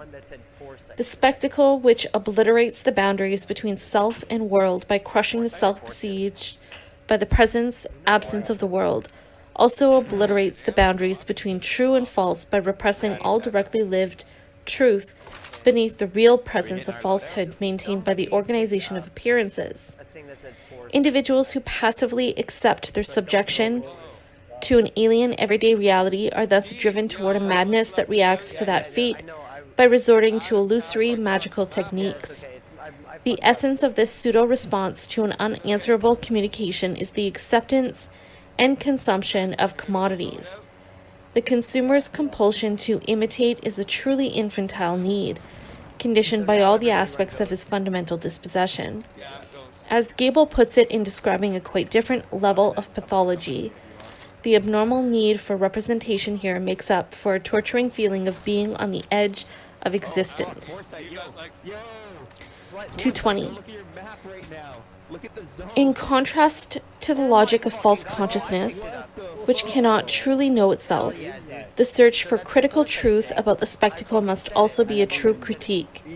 It must struggle in practice among the irreconcilable enemies of the spectacle, and admit that it is nothing without them. By rushing into sordid reformist compromises or pseudo-revolutionary collective actions, those driven by an abstract desire for immediate effectiveness are in reality obeying the ruling laws of thought, adopting a perspective that can see nothing but the latest news. In this way, delirium reappears within the camp that claims to be opposing it. A critique seeking to go beyond the spectacle must know how to wait. 221. The self-emancipation of our time is an emancipation from the material bases of inverted truth. This historic mission of establishing truth in the world can be carried out neither by the isolated individual nor by atomized and manipulated masses, but only and always by the class that is able to dissolve all classes, by reducing all power to the de-alienating form of realized democracy, to councils in which practical theory verifies itself and surveys its own actions. Only there are individuals directly linked to world history, there where dialogue has armed itself to impose its own conditions. Let's go scope this area out. Am I in? I only have. You do have an armor crate though, eh? I only have 2 armor. I got armor, yeah. Probably could have bought one there. Oh shit. Is this house What? taken though? What makes you think that? Nothing on the heartbeat. Okay. I jump. Ooh. Getting shot at though. Okay, I'm being shot at.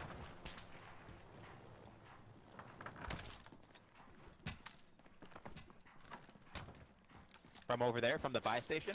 Yeah. Over this house right here? If anyone has a sniper to deal with that. Yeah, I Cool. do. That's alright.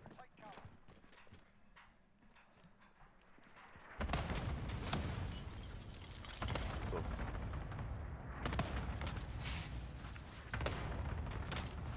That blew up our fucking... our shit. I'm about to drop this armor box up here, guys. Oh, fuck.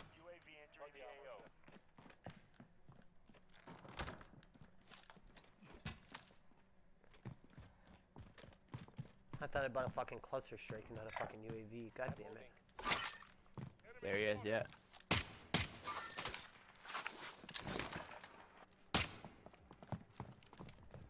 don't want to waste it. I got stopping power. shit. Got stopping power in your sniper rifle? Stopping power in both my guns right now. Or maybe I'm confused. Maybe that was last game. I don't know. Your ammo shows up red if you have stopping power in it. Oh yeah. Your okay. gun or your ammo? It's yellow or ammo. like orange. Yeah, Yeah. on the top. Oh, However okay. No, I many don't rounds have it are in in my it, it'll sniper. stay red. Okay, that shit's crazy. Whatever the what was that thing called? Foresight.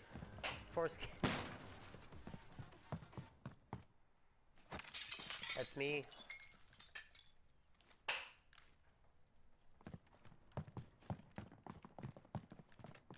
No one's got a trophy, eh? Be all we need. No, I put my trophy on one of the helis. Go loot. Stay out of that window. Somewhere southeast, like 125-ish. Yeah. I armor the waist on that bullshit. Okay, so it's coming from 165. That's exactly where it is. 25? Yeah.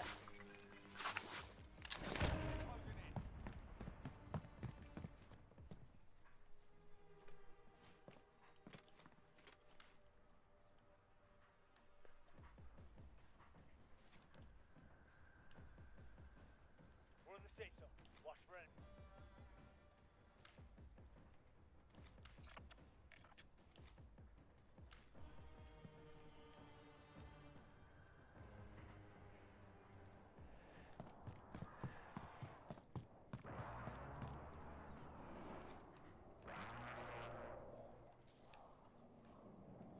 Guy's off looting, eh? I know, I just saw the map. Trying to find and us a saw trophy system. I didn't find one. I got a deployable cover, but that's it. Fuck.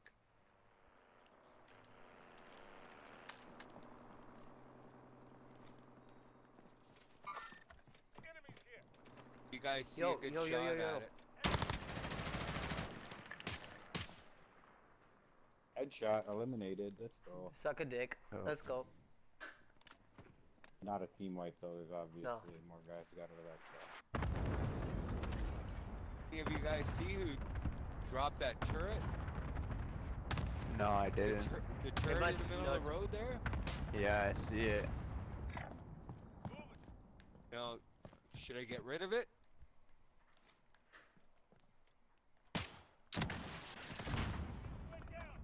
You blow it up? I got six more rockets. Yeah.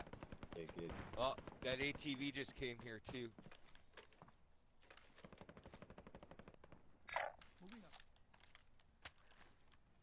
Alright, so there's a dude right behind this building. Yeah, I saw him, D. Okay. Down one guy. Kill confirmed. Yeah, killed one of them too.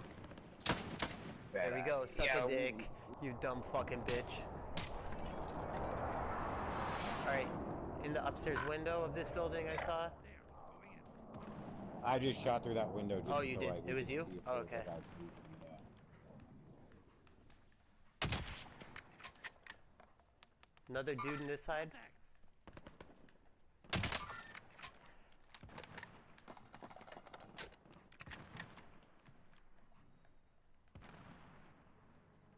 There's one more dude in this building I just saw. That was me. Shooting out all the windows. Yeah.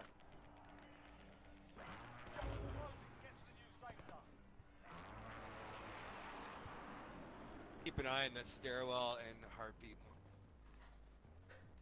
Yeah, how many? I got 2 mines down. Okay, I'm seeing a guy, 18, 26. Oh, Yeah. there's 2 guys. Seeing that to the north? No, I'm monitoring west. There's definitely 2 guys in this house. Seeing on the In- heartbeat. In our house? No, Oh. in that house Oh. I pinged, the Just one where all pinged. that action Oh, was. sorry. Okay. Yeah, but just confirmed on the heartbeat in there. Alright. Yep. Enemy vehicle. There they are. They're coming out. What? Downed one.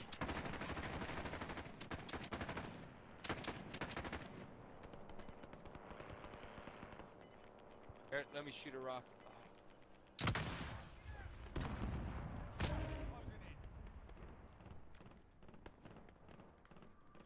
Did anyone down Still that one other guy?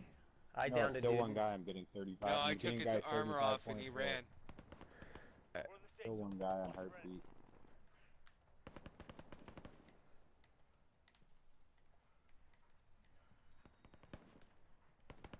Two guys on heartbeat now, and there's still two of them.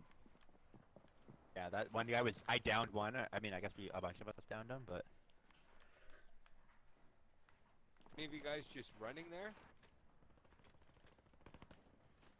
There was that truck that pulled up, and I think that was probably related.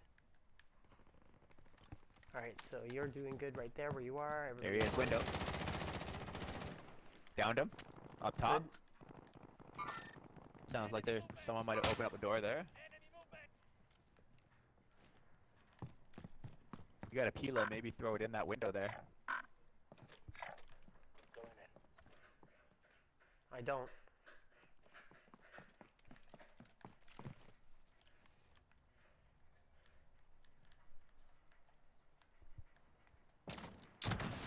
Motherfucker. You get him? Shot at me. I don't think he shot through that window. Oh yeah, then there's this other. I'll go this way. Oh, those windows. Downed him again. Gosh, take that. That's what I'm thinking though. If he's down, you should shoot a rocket in there, and that guy's probably trying to grab him. He's right. Oh, I other downed him window, yeah. again. Yeah, maybe launch one again. in Yeah, that somebody window. please, yeah. He's reviving him. I know, because I keep downing this guy. Let's go, let's go, let's get this. Nope, nothing. Fuck it. Target spotted. Guys are beat to shit. There's two dudes who are running into this building now. 3 guys in that building now. Yeah, I just saw. There's a guy right there. Enemy movement. Also, does anyone have a munitions box? No, I don't. I do. Don't need it yet, but I will soon. Yeah, I'll drop it in a minute. Okay, that's good to know though. Yep. Yeah, I just saw a guy pop out that window. Also, did you guys deal with the dudes that were from the behind us? Like Oh my over god, here? I No, downed that where guy, I that got dude. sniped, there's still. That dude has been downed again. This fucking piece of shit idiot. Guy's killing it. I'm gonna fucking lose my mind about this guy. Can open the door there? That was me. We're inside the zone. Keep your eyes open.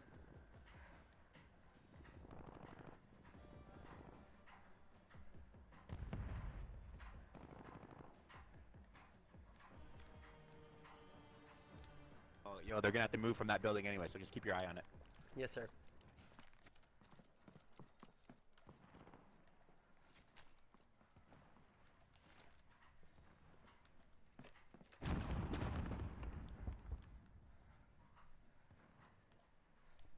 We're going to Wendy's?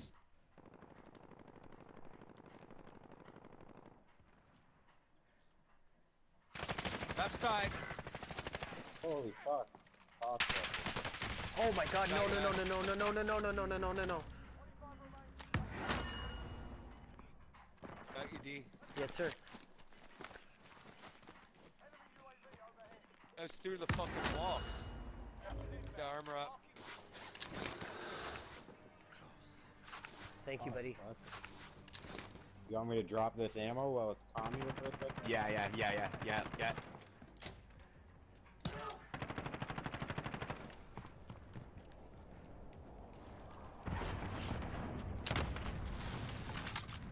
One guy has armor down.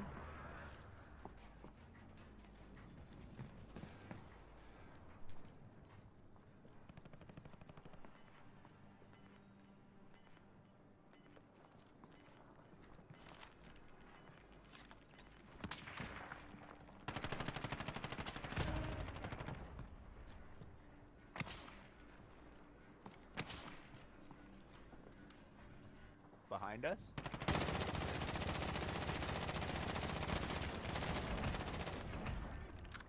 Team wipe. Nice. Team wipe on me. Ooh. Oh shit, up on that hill. Oh, fuck, man.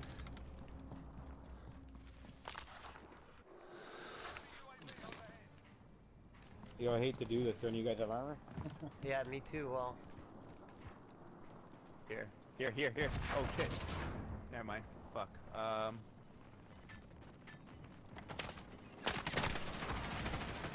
team wipe.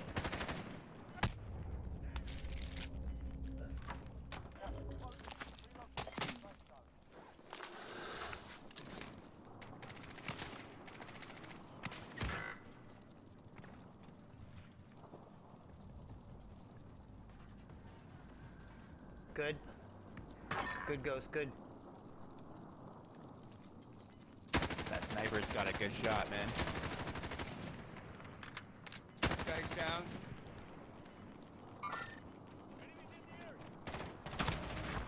Downed him in team wipe.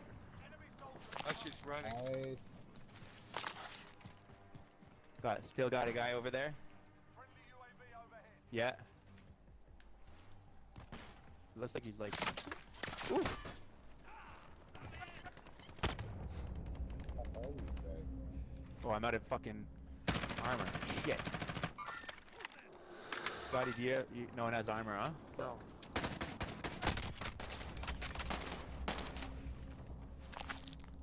Friendly UAV overhead.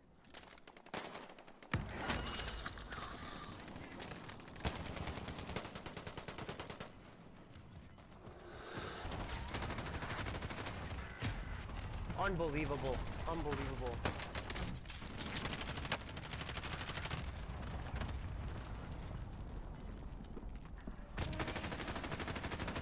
Yeah, motherfuckers! That's what I'm saying. That's what I'm saying. Let's fucking go. Oh. That's what I'm saying. Let's fucking go. W.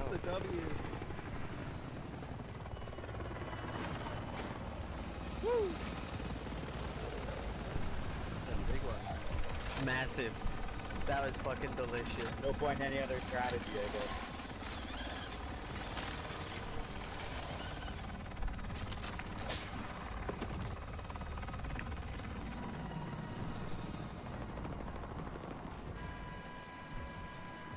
You wanted to leave the game. Beautiful. Awesome.